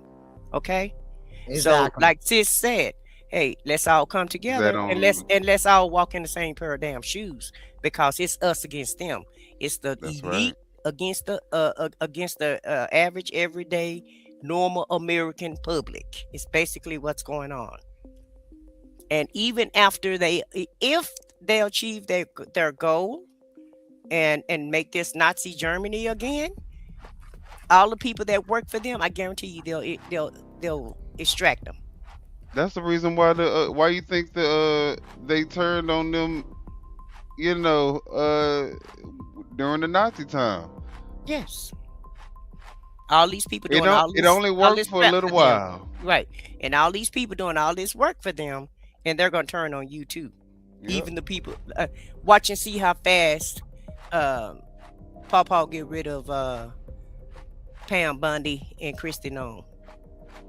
Right. I predict that they're on their way out the door. And remember the first administration, the turnaround was so much you couldn't even keep up with how everybody was just quitting, and he had to go hire somebody else. And you know, as soon as he hired someone else quit, because a lot of people, some people do have some integrity and morality, and morals and values. I think they prepped these people before this administration started and said, look, y'all can't be no wimps. Yeah. We got some real big plans that we're gonna have to execute on, and we don't need no. Well, according to the pictures that we saw, this been practiced. You know, this is nothing new under the sun. Like one of the newscasters said earlier, this is the it's the new Ku Klux Klan, and this is what it looks like. But instead of them just being racist toward black people, and you know, burning up black people homes and taking them out, now it's all people. Anybody can catch it now. So nobody's exempt. No one is an exception to the rule at this point. That part, because you know, originally it supposed to be all just the immigrants that was the criminals. Now they making regular, everyday citizens domestic terrorist criminals. Right. So you know, so and like you said, anybody can get it. So you know, if we go out there and we do something happen to us, they're gonna say we were domestic criminals too. And I guarantee you, I can probably almost 95% assure you, that these people that they took out probably don't even have a criminal record, more than likely. And if they do, it's probably misdemeanor and below, because no one is perfect. Right. Exactly. Well, you know, they doctored up hers. They created one, made up one about the young lady. Well, speaking of made up stories, the White House actually posted a fake image of the church protesters that we had saw the other day. So let's look at this. I'm pretty sure you guys are gonna remember who this guy is, but let's look at this video real quick and we'll talk about it. So what do you think the psychological propaganda political benefit there is for the White House to change the face of this black woman who was arrested by ICE for protesting in that church from stoic to crying hysterically? This is digitally altered. This is AI. It is because they need their terror tactics to look even more detrimental when played out on black and brown bodies. Okay, so what you think? Well, remember, I just said remember they said the man, it wasn't fun for them to pull them people over or grab them people because they weren't afraid. If you show fear, then they feel like they won their job. But if you don't show fear, then you no fun. Well, I feel like that AI will be used a lot in a lot of these arrests if people actually, make it through the ICE ordeal. And this is what the image is going to be. In order to support the narrative that they're going to try to put out, then they have to make you look like that you could possibly be guilty. Now, and you're that's one deranged. thing. Now, that's one thing, okay. But if you think about how diabolical it is for your government. Now, if you look on the right side, this was the post that they posted on Twitter where she was crying and they say arrested, so this is like official post on them. Why would they use an AI generated image to release what I would consider, I guess, a news story, but with a fake? It's just, my thing is, can we even start believing what we start seeing coming out the White House now? At this point, We never could. I mean, we never could, but this is like, obviously, like, what is your angle? You could have just posted the regular picture. But this is for the base. Right. And, they want to make this it is- seem like they're making people suffer, right? They want Yes, to make it yes, seem like, and to make people look guilty and, disgruntled and, not cooperating, all of it. It's all part of the plan. And if you go down the foxhole and you just stay in the foxhole and you stay in the fox realm all day, and then you go to the government websites and they got all these fake pictures, then all the narrative is everything being, aligns. the message Right. is lining up and everything. The narrative is just being supported step by step because it's all a Right. propaganda machine. And he's the one who brought the word fake back into play. Because remember, nobody wasn't really thinking about the word fake. Now everything is fake. Mhm. Politics didn't have nobody Elections are described. fake. The Nobody results are described fake. politics as being fake. Now it's fake news. It's fake polls. It's fake footage. Everything is fake now. This is the fake. The fake is fake administration. Right. So. And if you have anything negative to say about Trump, you have Trump derangement syndrome. You're deranged. You're deranged because you don't want to be a fashion. You don't Right. want you don't want fascism in your country, and you don't want to turn to Nazi journey. So now, since you won't go along to get along, then it's something wrong with you, not them. With you, right? We're not gonna watch this protest clip because we got a lot. We got a lot of reactions, and we can come back if we have the time. Yeah, All 'cause right, it's almost it's getting late, ain't it? 10:10. Okay. All right, so we're gonna look at some people reacting to Alex Pretti's murder, and we're gonna get into it and talk about what they're saying.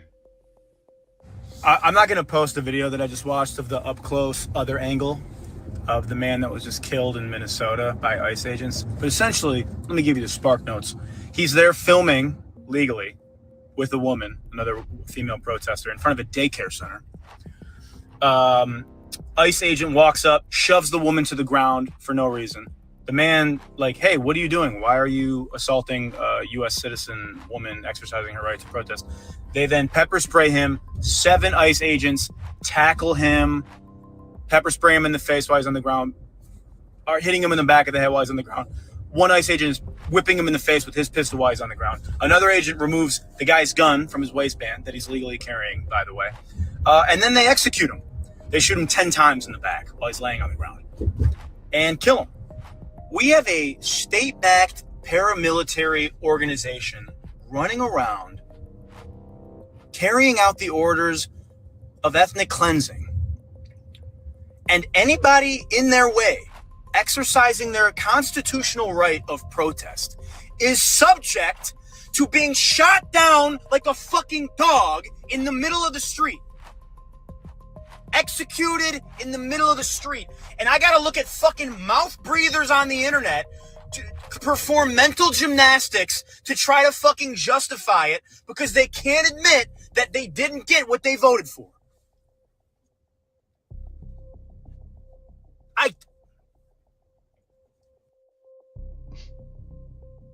Well, one down. He obviously is like, this is not normal. Brothers and sisters, comrades and compatriots, fellow Mainers, today I am angry. I am angry watching laws be selectively enforced in our communities, watching the institutions that are supposed to protect us fail to do so. Kidnapping and abduction are serious crimes. Using violence against the innocent, destroying their property, holding them against their will, these are things that we claim not to tolerate in our society. Acts that are explicitly against the law. Did you not hear what he just described? Mm-hmm. I did. Acts that, I mean, kidnapping. Let me go back a little bit so we can. I'm angry watching laws be selectively enforced in our communities, watching the institutions that are supposed to protect us fail to do so. Kidnapping and abduction are serious crimes. Using violence against the innocent, destroying their property, holding them against their will, these are things that we claim not to tolerate in our society. Acts that are explicitly against the law. Amen. Amen. So they out here doing exactly what you and I would get arrested, prosecuted, and thrown under the jail for. This is their job. This is their duty. And not the regular jail, federal. When you kidnap somebody, that's a federal crime. Right. It's not a state crime, it's a federal crime. No. So they're going around doing all this kidnapping, like you said, abduction, holding people against their will. You know, all of these are federal felonies is basically what they're committing and getting away with it. And getting paid to do it. Getting paid to do it at a with our premium. tax dollars. Getting paid a premium. And with a damn bonus. If they And do a good remember, job. and also remember the federal judge told them they cannot use any agents anymore, and they're still shooting them agents at people. Them chemical agents. They said do not, use the chemical agents against the people, the protesters, and they're still doing it. Like, forget you. I don't care what you. Judges' orders are just suggestions to them that they don't listen to. So basically that part. Yet at this moment, the only people conducting these acts in our state are federal agents. ICE is murdering American citizens, beating and kidnapping people who are in this country legally, creating databases of activists and labeling them as domestic terrorists. It is daily smashing the First and Fourth Amendments and with no material consequence. And yet we watch leaders and structures of power fail to comprehend the moment in history we are actually in.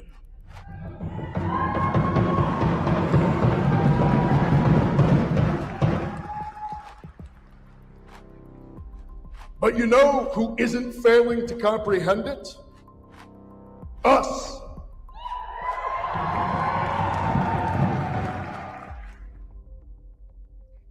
I'm not sorry, because what do you mean? What do you fucking mean? What do you fucking mean? You mean to tell me ICE just fucking shot another person in cold fucking blood on the street? They executed him! I fucking watched it! I don't fucking care who you are! There is a thing called fucking due process, and ICE isn't it, motherfuckers! Tell me why 5 cops could still do the Sue thing, restrain a man, get him in handcuffs, without unloading a clip into his face while he's dead on the sidewalk! Wake the fuck up, America! Wake the fuck up! Wake up! I'm fucking begging you! Fight back!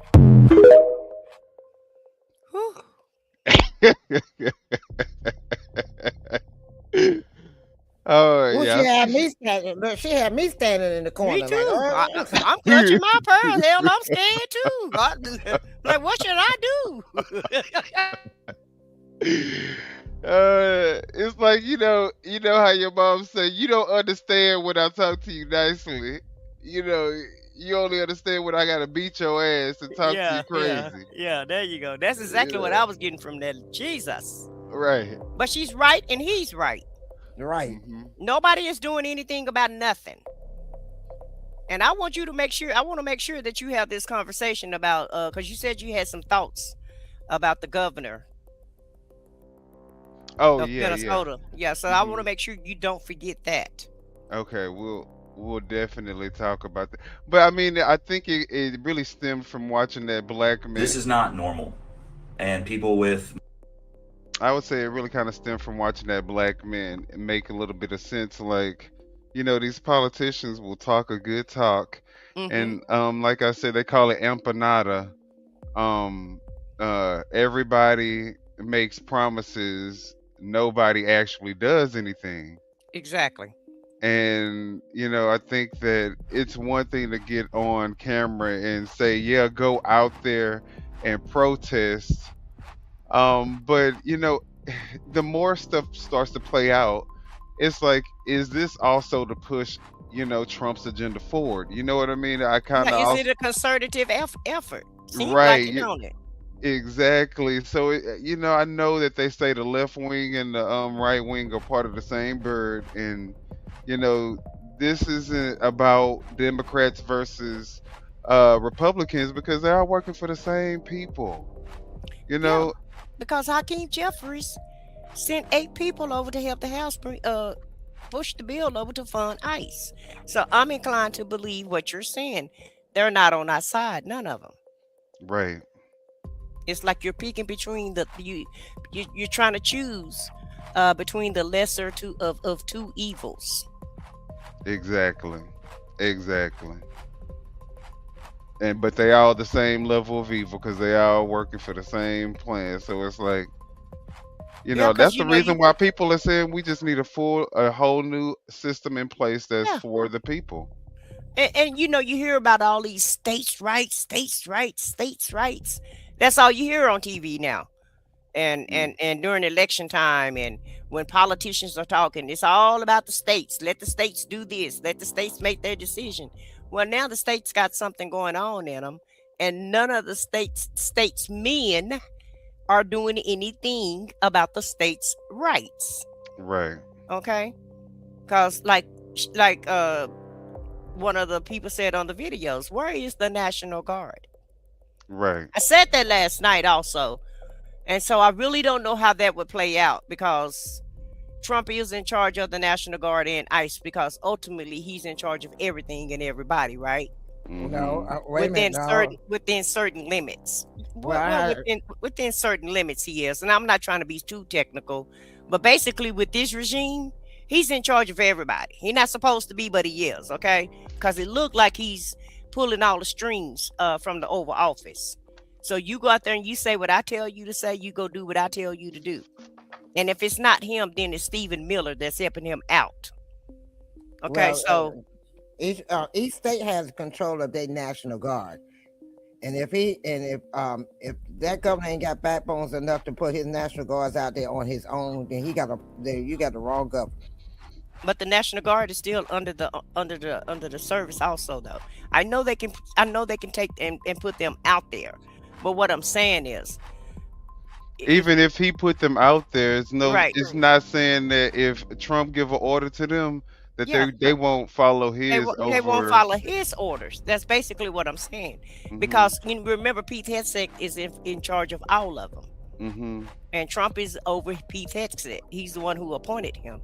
So I just did. So would it really be advantageous to even put the National Guard? Because now you're looking at more. You're looking at more chaos, in my opinion. And I feel like it would be survival of the fittest when it comes to ICE and National Guard. Are they going to work in sync together, or are they going to work separately? And then you have the state, because the state have state polices, they have local police forces, they have the manpower to go and police ICE, because there are certain things that ICE are not supposed to be able to do within the city. They're not really supposed to be arresting citizens. They're not even. Well, now they got tanks coming in. Right. So, they got war zone materials coming into the and raining war on American cities, and the police is not doing anything. The state police is not doing anything. No National Guards are being called. And so I say, whether it's advantageous or not, well, let's see what orders they're going to follow. You at least have to try. You can't just hold and give up.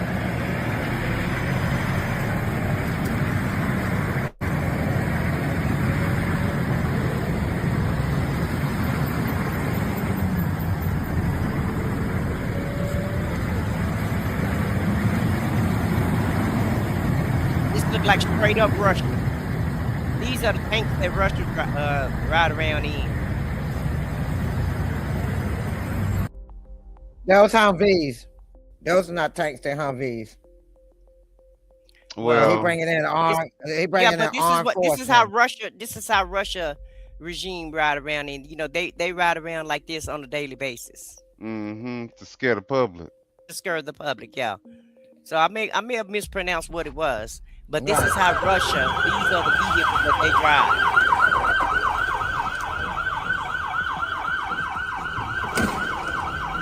Ooh.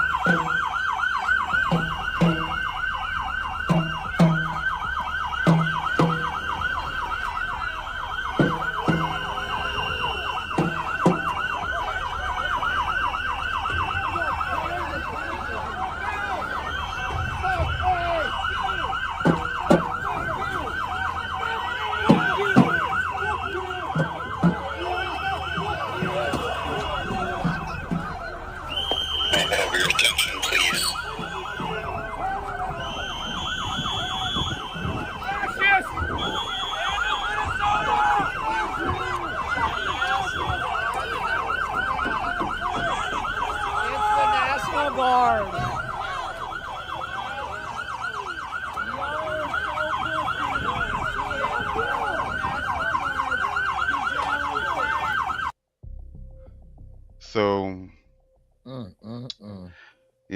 I feel like it's almost like they're practicing for when they really start ramping up their agenda.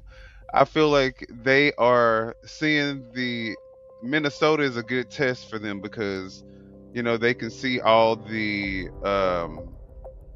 backlash or the pushback that they're getting, and they can figure out what level of force they need to use to make the people submit. And so that could also be, so moving forward, they know how to, handle they know how to maneuver and navigate, huh? Okay. So this is on the job training. Okay, my yeah, bad. this OJT, yeah. OJT, baby. Okay, all right, cool. They, I guess they got it going on. OJ, okay. Mein Kampf secretly on their bookshelf are going to tell you these are brave men and women, but a person was brutally gang killed on the streets of Minneapolis this morning. I'm not going to play the video because this will get taken down. You can find it all over social media. It'll probably be the next video you scroll to, but Republicans are actively trying to kill you. Democrats are not going to save you. Hell, some of them are funding this. ICE has a $74 billion budget. You can't afford your groceries. ICE has a $74 billion budget. Your landlord just increased your rent.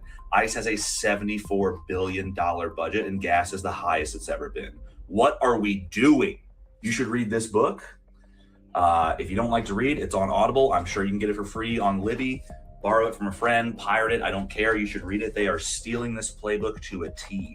Everything they said they were going to do in Project 2025, they're doing. The 7 Democrats who voted to fund ICE further should never sleep peacefully in their houses ever again. I think any politician right now shouldn't be able to walk peacefully on the streets of America. Our world is falling apart, okay? As a kid, I was fascinated with the fall of the Roman Empire. I think it's very cool that I get to experience it, and cool is not a word that I'm actually using literally right now. There are 22,000 ICE agents. There are 340 million people in America. Do the math. There's a general strike in Minneapolis yesterday. Figure it out.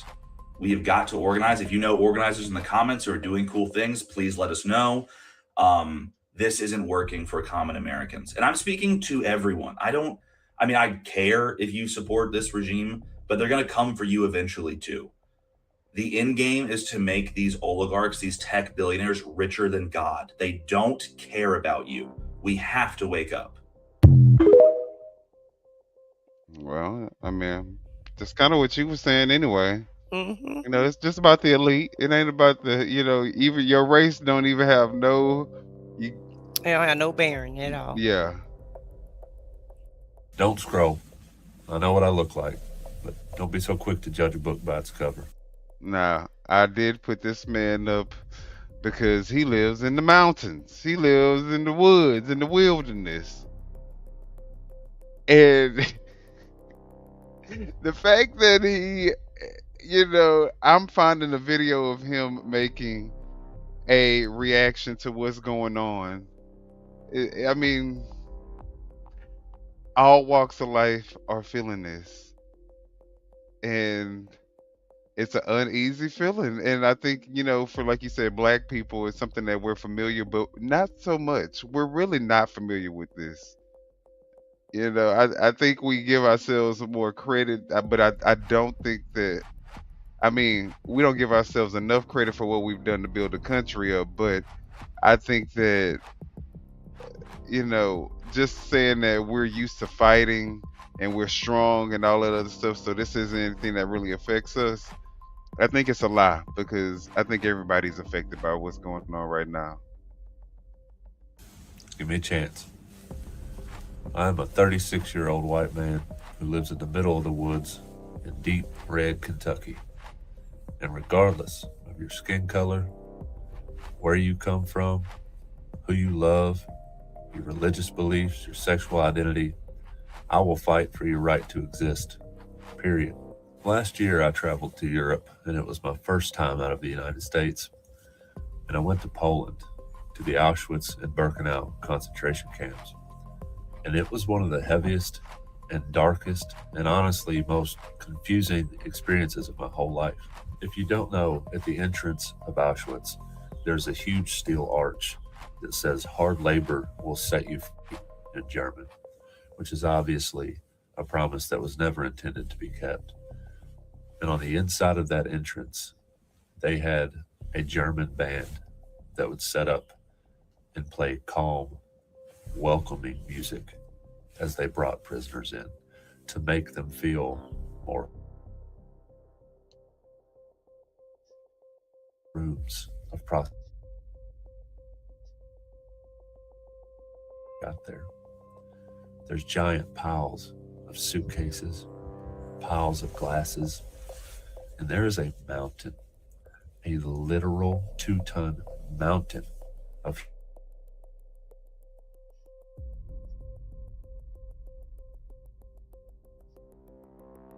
the slabs where they slept. I saw the troughs where they used the bathroom. I saw the walls that they were executed in front of. I saw the 4x4 concrete booths that prisoners were forced to stand in for days at a time. And I saw the rubble that's left from the showers where thousands and thousands of innocent people were violently taken from this world. And the whole time, all I could think of the entire time I was there is how the fuck did this happen? How was this allowed to happen? How is it possible that so many people done such evil things on a massive scale like that? How was there such a large group of people that could commit such heinous atrocities? Ain't that crazy when you think about it? It's crazy, but it's happening right now. I know, but exactly, that's the even crazier part. Yeah. But when you think about it from not even experiencing it, he was saying when he was there before this happened, he was like, how could a society allow themselves to get to a point where they are allowing genocide, allowing genocide of an entire race of people, thousands and thousands.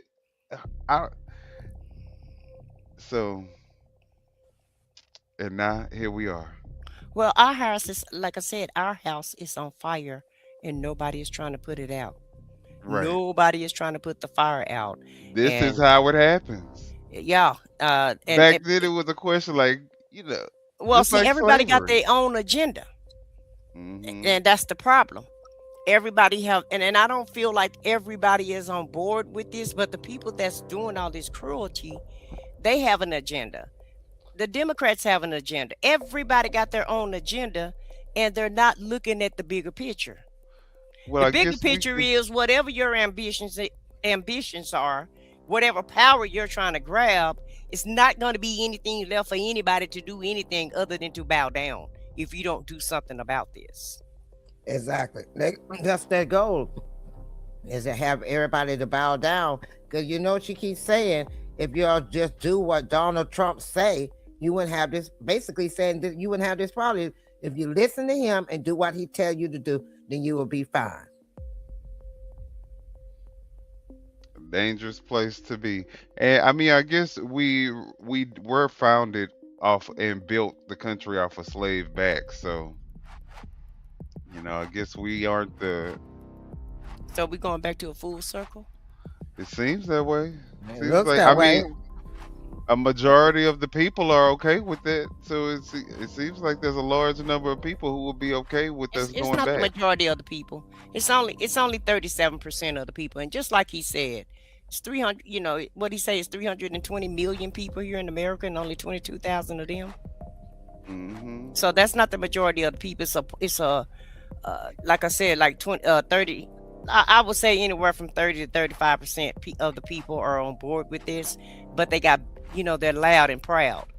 Right. They're They're always the loudest one in the room. Right. They're just the loudest ones. They just the loudest ones in the room, and everybody else is trying to operate like you used to operate, and that's not going to work. You're going to have to come up with new plans. You're going to have to be like Gavin Newsom, down what we used to do. This is where we at right now. You're going to have to meet the moment, in other words.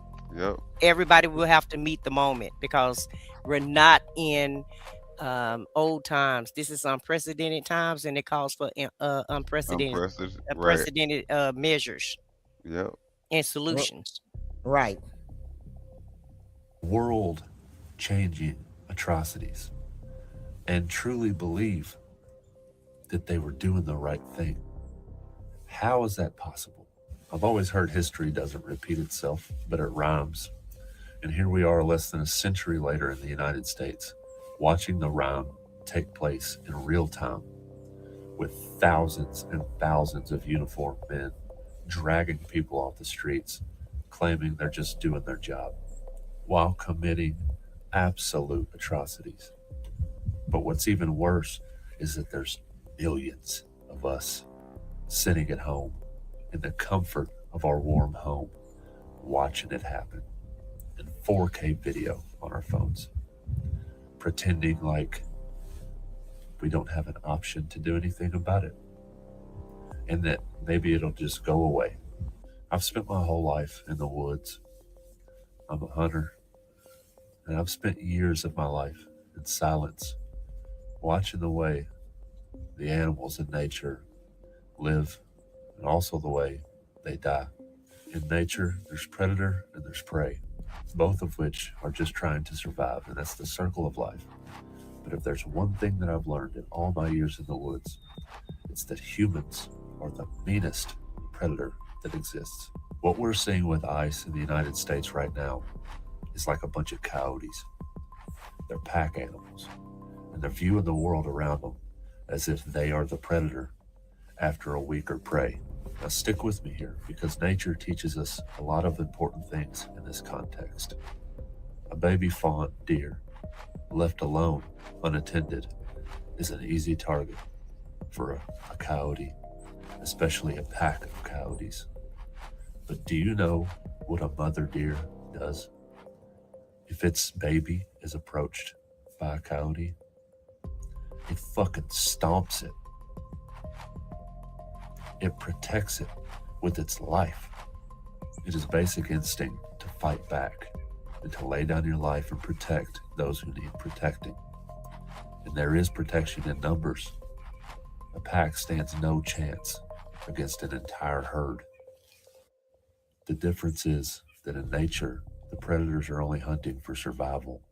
And in the human world, the predators are hunting for pleasure. It's up to us to protect each other, to not let the atrocities that we've seen from the past rhyme so close. Pack animals don't go away. It only gets worse. Once they taste blood, they multiply until they take over the entire land. These are sheep in predator clothing, and it's up to us to speak loud and clear to let them know we're not their fucking prey. We are running out of time. The fox is in the hen house. They're here. They got a good point. Scared the shit out of me. I'm serious. I'm like, wow. I mean, he articulated that so well. Yes, Right. he did. And it's also true. Right. Yeah, That's the so scary true. part. Yeah. That's the real scary part of it. Right. And he was, I mean, it was absolutely true. Everything he said. And he just brought it on home, and he used the simplest thing. If you couldn't figure that out, you were just as dumb as a rock. And see, that's the thing. That's the type of ideology and mindset that MAGA thrives off of, feeling like they are predators and that the left is the prey. You know what I'm saying? And Exactly. they feel, yeah. The only thing is that they don't understand is that they are also prey as well. Because once they don't have any more left people to go after, this type of regime is made up off of it having some type of issue, some type of, you know what I'm saying, manufactured flaw. So they can't, in its own, they won't be able to have a peaceful society if they decide to go with this, because it's fueled by outrage and trying to, be the person who resolves all the issues. That was murder. It's survival of it's every man for himself. Right. And he's absolutely right. They're not going to stop, and you're absolutely right. It's like crabs in a barrel. They're going to start eating each other up. When they finish us off, then you're next. Right. Because it's dynamic and it's evil. Yep. Like you said, the fox is running is guarding the damn hen house at this point. Who was legally carrying a firearm that was fucking holstered while he was filming. Everybody cussing him is now being painted as a domestic terrorist because he took everybody a gun fed to up. a protest. But all these 2A motherfuckers a couple years back were screaming Kyle Rittenhouse's name from the goddamn rooftops. Oh, that was different. Yeah, you're right. He had a fucking rifle strapped to his chest. The man who was shot and murdered by ICE was concealed carrying a firearm that he was legally allowed to fucking have. I am now seeing reports that it's even possible that they disarmed him by taking his weapon out of his holster that was at his 6 o'clock, and then they mag dumped the fucking guy. So if you are legally carrying a firearm and they take that off of your person and then utilize that as a justification to put rounds in your fucking back while you were laying face down on the pavement, then it was never about following the law. The Second Amendment doesn't matter anymore, and you're fucked. So where's all the don't tread on me 2A gun-toting, boot-licking fucktards? Or is it just when it's not on your fucking side? So I'm done playing the middle ground. I'm done making first aid videos that just might help, that can be seen by both sides. So fuck it. Fuck Trump. Fuck ICE. We are not mad enough.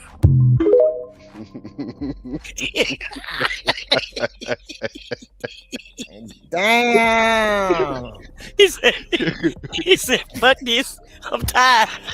And he said, I ain't even mad. We ain't mad enough. He said he ain't taking the high road no more. Hell. No, he tired can't. of the high road. He can't. He said he can't. He can't do it no It more. ain't going in. He thought it was gonna lead to a different destination, and he see that, He said I'm done showing y'all first aid right, that can help both sides and shit. No, fuck ICE, fuck Trump, fuck MAGA. Look, I don't even want to be around y'all. He said, we ain't mad enough. Right. This is not funny to audience. I'm so sorry, but I'm a goof. I love to laugh, and just to see people just this fired up and mad in the way that they're acting, it's just kind of funny to me, for him to be exacerbated. But we all need to feel this way, though. At the end of the day. We all need to get this mad for whatever reason. I'm not saying go out there and do any violence or anything, but we all definitely need to wake up and smell the coffee and see what's really going on. Open our eyes up and see where this country is going, and see all this havoc and chaos and executions and in broad daylight in front of everybody, in front of all the cameras, and just the carelessness and not even caring. Don't even care if anybody see it, and then you go on TV and try to justify it 30 minutes later after you do what you do. Right. Exactly. And then you sit back and just say, I read charge and say whatever, and then you turn around, you don't even know the facts, and then when people start questioning you on the facts, then you go, But you released the official statement. You mean to tell me you released an official statement without having the facts straight? Huh. That part. All right. Well. And she told you spitting out factual facts like So why you can't answer this question? Right. And she wasn't just asking random questions. She was asking questions based off of their statements. And she keeps basically telling them to look at the video what we looking at and explain that. Look at this part. You see them moving the gun. So explain it. We're gonna talk around that because I wasn't there. So the issue I'm having right now is that, on a day-to-day basis, we see hundreds of ICE agents standing up around protests like they just want to go against the damn people. Like, don't y'all have immigrants that y'all should be picking up? Like, what are we really paying these people for? Ooh. Watch the anger here. To take us out. Here, that's what we're paying them for. This gets back. Look, we're biased as journalists, but these officials need to speak. We're seeing flashbang grenades being shot. So look, there's a perimeter. As they got closer. They trying to push the people back to the ICE and CBP again. And as they push the people back, they go into the damn crowd. What kind of shit is this? De-escalation tactics that people use or something? We have seen Alex Tabbitt's on the ground. He said, "No, this is not de-escalation." In the air. When this started, we saw the ice. It's literally white. Tear gas you're looking at right now, or smoke. Right. I don't even know how anybody can see anything. They're all masked. They are now moving at some pace. They're gonna mess around and shoot each other. Sort of a moving protest. They're moving well out of the area that they've been stationed in all morning now. They look to be at least a block away. You can see people running. I want to just stay on this for 1 second to see where this is going. Now they doing a live broadcast.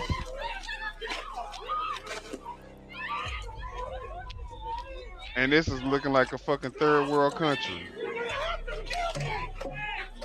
All this filming that they're doing, this is for their propaganda film that they're gonna make, like they did with the 22 mules.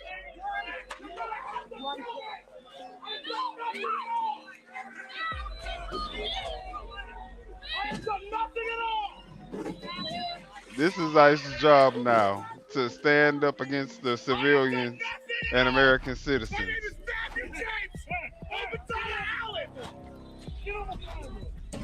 Oh, did you see that? Y'all didn't see that? Look, he's saying I'm a United States citizen, and looks like won't let him talk. To shut him up. Wow. Hands on their guns for what?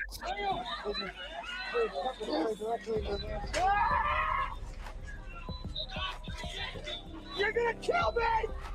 That's what you want? You wanna kill me? You wanna kill me on the street? You're gonna have to fucking kill me!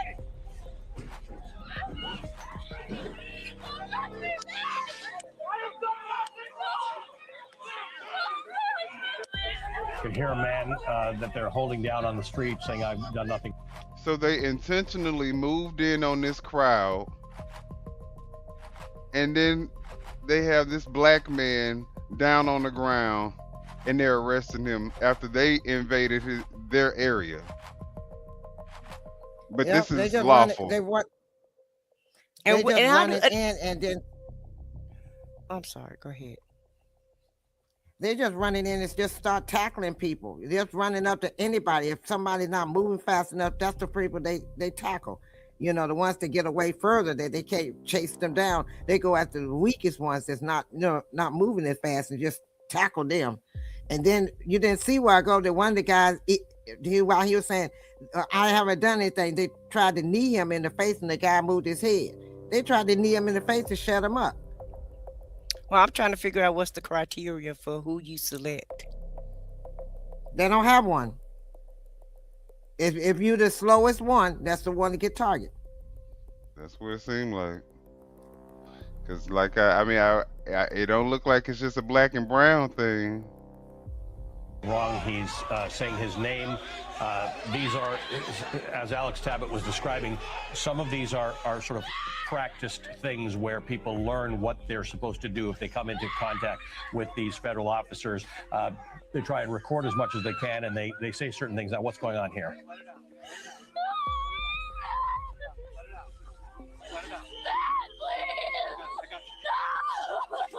Oh, that's his daughter. She said, "Dad, please." What a scene, Minneapolis. Minneapolis in 2026. David Rode, you were saying the difficulty in understanding what really happened is exacerbated by the fact that people don't necessarily believe what DHS is saying. Let's listen to what this woman is saying. What's your husband's name? Matthew James. Oh, that's her husband. Matthew James, we're not going to let him go. Matthew James, Obadiah Allen. Look at them.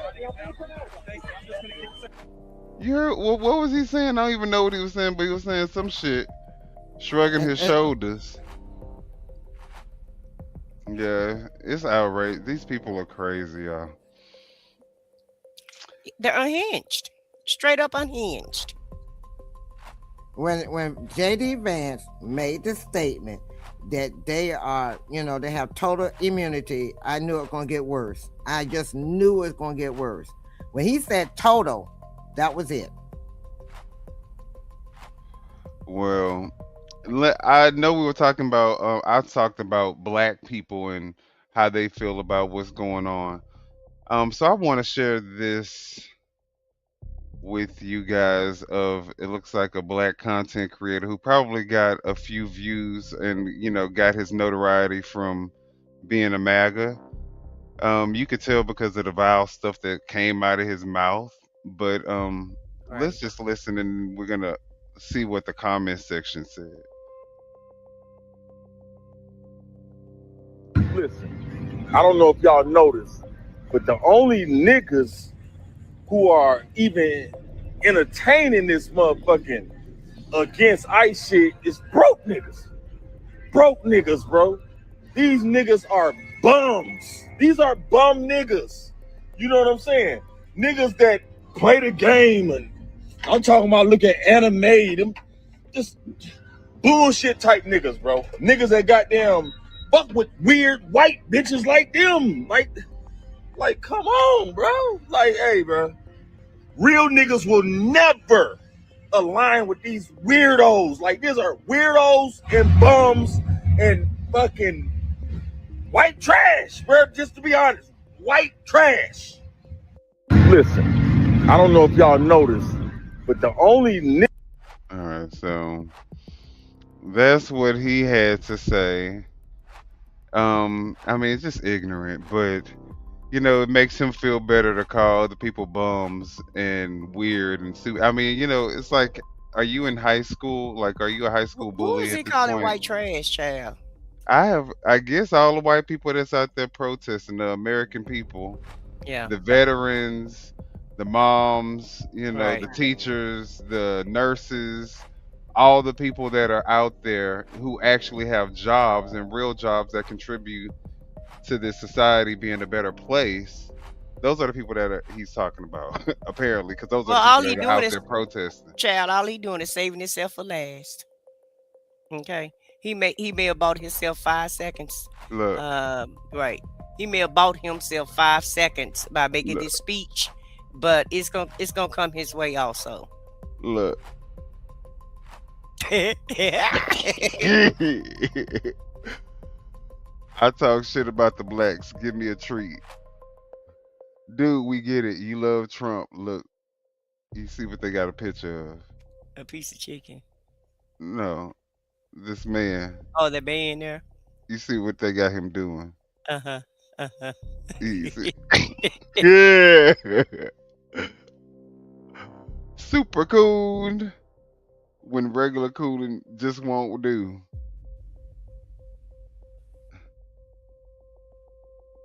I'm losing my payday and I might get fired. Not me, I get paid for protesting. Oh, they so stupid.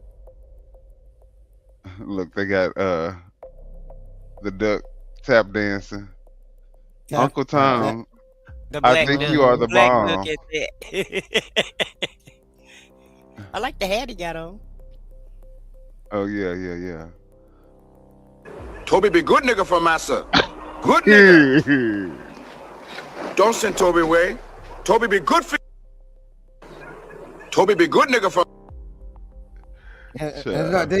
Did you see what the other black guy was looking like? Did you just do that? Only the white people in the comments agree with him. He's definitely a felon. Black men are such cowards when it comes to white power.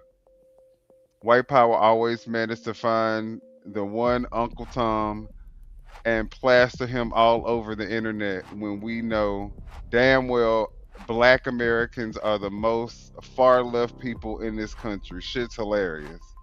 Yeah, you trying to convince other black people that they not black, that we white, that we MAGA. Sir, plenty of black people showing up in Philadelphia, Minneapolis. I can't speak for everywhere else. Brother is speaking facts. Child. What the fuck anime got to do with it? I wonder if he could vote. Talking about he might be a felon. From one real nigga to another, I agree. These make racists afraid again. What a disgrace. This idiot is an un-American as they come. And he could and should be deported. I'm telling you. Okay. So, yeah, I think that basically this is what, to me, this is what pandering to MAGA looks like so that you can continue to eat off of their stupidity. That part. Because, and they're... Yeah, because he get paid, don't he? To be on social media. Yeah, he get paid to spew stupid shit like this. And the only reason why I guarantee you, if speaking up against ICE was something that paid him, was his base, he would be speaking up against ICE. But you can't trust these type of people, and it's sad that people will sell their soul for a little clout. For 5 cents. Right. That part. Well, that is our show. And what a show. What a show. Whoa. Woo, Lord, we went through a lot. I think I'm traumatized. I know, right? I know, right? But you want to know what the bad thing about it is? With the more, it's kind of like a double-edged sword, because the more we show, I feel like the more normalized this becomes, the more numb we get to seeing these type of images, the easier it may be for us to fall into that same. I don't know, cause this was a hard show for me, and it ain't no easier yet. So I don't know. No, definitely not. It's not when you're reporting it. It's not that easy. But maybe if you're not paying attention to it, and you're just kind of looking at it here and there, then you can get desensitized. But when you're sitting here watching it every day, I don't know about that, man. Yeah, no, it definitely tugs on your heart strings seeing people get their rights violated every time you fucking look at the news. You see another, it's not even the rights. It's not even the. I'm talking. It's the life for me. Well, yeah, and taking American lives. Yes, that's what's getting me. It's the life that you're taking. And he took somebody's life. I mean, the ICU nurse is someone who helps bring people back to life. And these, and he worked at a veteran it's crazy. And he worked at a veteran hospital, and he got taken out by our U.S. government. And he's a veteran. The same government that he served. The same government he served. And he ended up, put his life up there, and put his life at stake for. Right. Right. And then they turn around and call him a domestic terrorist. And then they turn around and call him a domestic terrorist, like we're in the Twilight Zone. But y'all let us know what y'all think of the show. If y'all still are here, if y'all made it this far, we truly appreciate it. Hit the like button, share the video, subscribe to all of our channels, Foxy2, Roxy3, I Said What I Said, and of course, Off the Record Media. This was a tough show, but I mean, I feel like we're at an inflection point where something needs to happen before we get to a place of no return, or we won't be able to respond in a civil way. You know what I mean? Like we ain't gonna even be able to have this show in a minute. Exactly, that part too. So unless we move to a different country, which Mexico, Canada. Ain't nobody letting us in. Everybody say we can't come. Everybody said we are not welcome. Well, if the president's not welcome, we ain't. Well, I think they're welcome to black and brown folk. I think what it is doing though is showing. I mean, I think the world is starting to feel a certain kind of way about white people in general. Is this how Well, white hell, people, when you display your worst rotten apples out the bunch, what you think they're going to what because you expect you them to heard the think? woman from Greenland talking about, these are the Yes. white people, white power people, and so they think that the white people She said they was are greedy. a race. Yes, exactly. But they And know that's that black going and on. brown people are not the people that they are trying to keep out. You know what I'm saying? I think they Who they understand trying to who. portray us as? Hmm. They love to portray us as criminals and thieves and grapists and robbers, and we're everything. We're the worst thing under the sun, according to them and the news.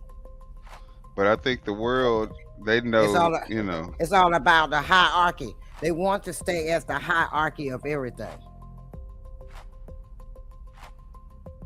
Nah, this something else. This ain't just hierarchy. This is something else. right. This is a little deeper. What's going on should send chills up people's spines, because who in a million years thought that we would be experiencing this in 2026? And if this is just the beginning and it's already this cruel, then it can only get worse. You think they're going to tone down their actions? You think they're going to tone down their rhetoric? No. They're going to double, triple, quadruple down. Mm-hmm. And what is going to be the end result? Because, I mean, at this point, Americans obviously can't voice their opinions without, potentially getting whacked. Everybody So, going to the concentration camp is what the end result is. If you don't comply, you going to the camp, allegedly. and will MAGA be okay with seeing a massacre take place on the U.S. streets if Yeah, these they're people okay with decide? everything. They're okay. Like, MAGA okay with any and everything. I don't think they mind at all. yeah, they No, don't. they don't No, mind. They no. don't mind at all. No, this is what they voted for. They said. In fact, Remember. they probably get their ass out there to help ICE. Mm-hmm. So, This Yeah, is they what they say. voted for. well, we know that stories Mhm. are constantly developing every day, guys. There's still so much stuff that we didn't even include in this show. So if y'all want to keep up to date with everything that's going on, if y'all want to voice y'all opinions, y'all are more than welcome to subscribe and hit the notifications bell. Do y'all have any closing statements for the people before we get up out of here? Well, my closing statement is everybody just try to stay safe. That's basically what I can say. Just try to stay safe as possible. If you are going to organize with a group of people, just make sure that your group have a strategic plan, and just try to stay safe and try to stay alive. That's basically all I can say. And it's really been our pleasure to bring you this show. Yeah. And to show you the truth, because you're not getting the truth on the media, on national media. They're not running all of the stories. Look like Dana Bash was a little upset, but you have too many outlets that's whitewashing a lot of things, editing things out, giving you misinformation and disinformation. And so just continue to do your own research. Try to stay safe, and if you're gonna be in a group, just make sure your group is organized. And that's all I have to say. And good night, everybody. And pray. Yeah, I I think want to say thank you all for tuning in. We're going to continue to look. Yes, pray. We're going to continue to try to bring in as much information we can to keep you updated, keep you on point with what we're saying.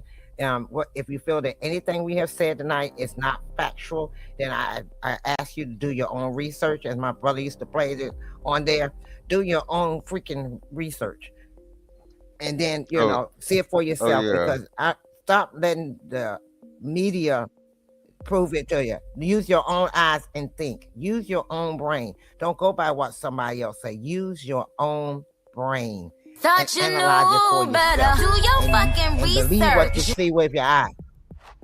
Research. Right. Do your fucking research. And use your eye. Believe what your eyes are showing you. Believe what your eyes are showing you. And stop being so quick to defend and start actually seeing the truth for itself. And all those that's out here that's dealing with the weather, with the snow, ice, and whatever else weather that's going on, please be careful with your driving. Please be careful, bundle up. Make sure you got everything you need, your supplies and everything you need for this weather. And thank you for tuning in again.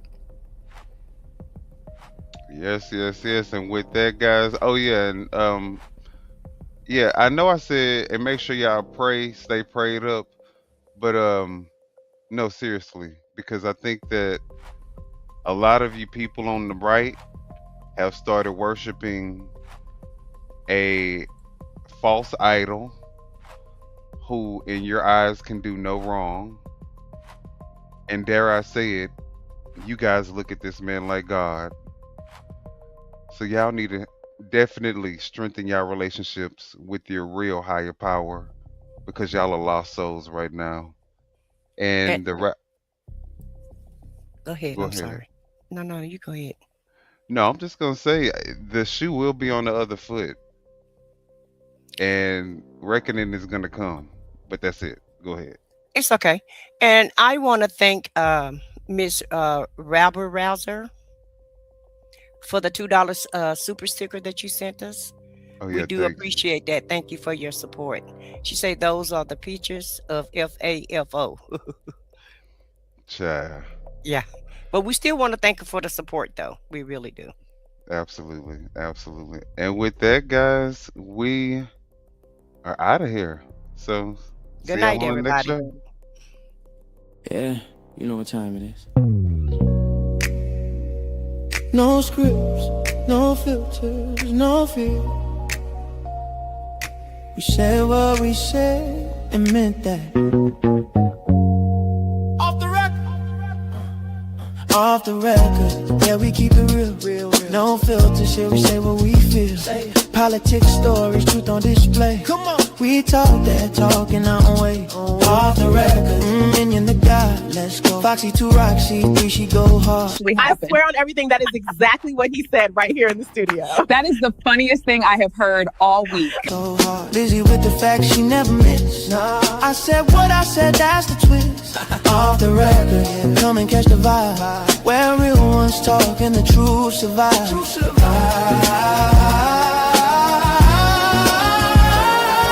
Late night truth, we don't just speak. We pull the roots from what they keep. From pain to progress, we light the flame. No spin, no script, we call it by name. Minion bring the vision, Foxy bring the flame. Lizzie drop a cease, it'll never be the same. I said what I said, say it loud, no shame. We take the truth global, remember the name. No apologies, no disguise. Just soul and purpose.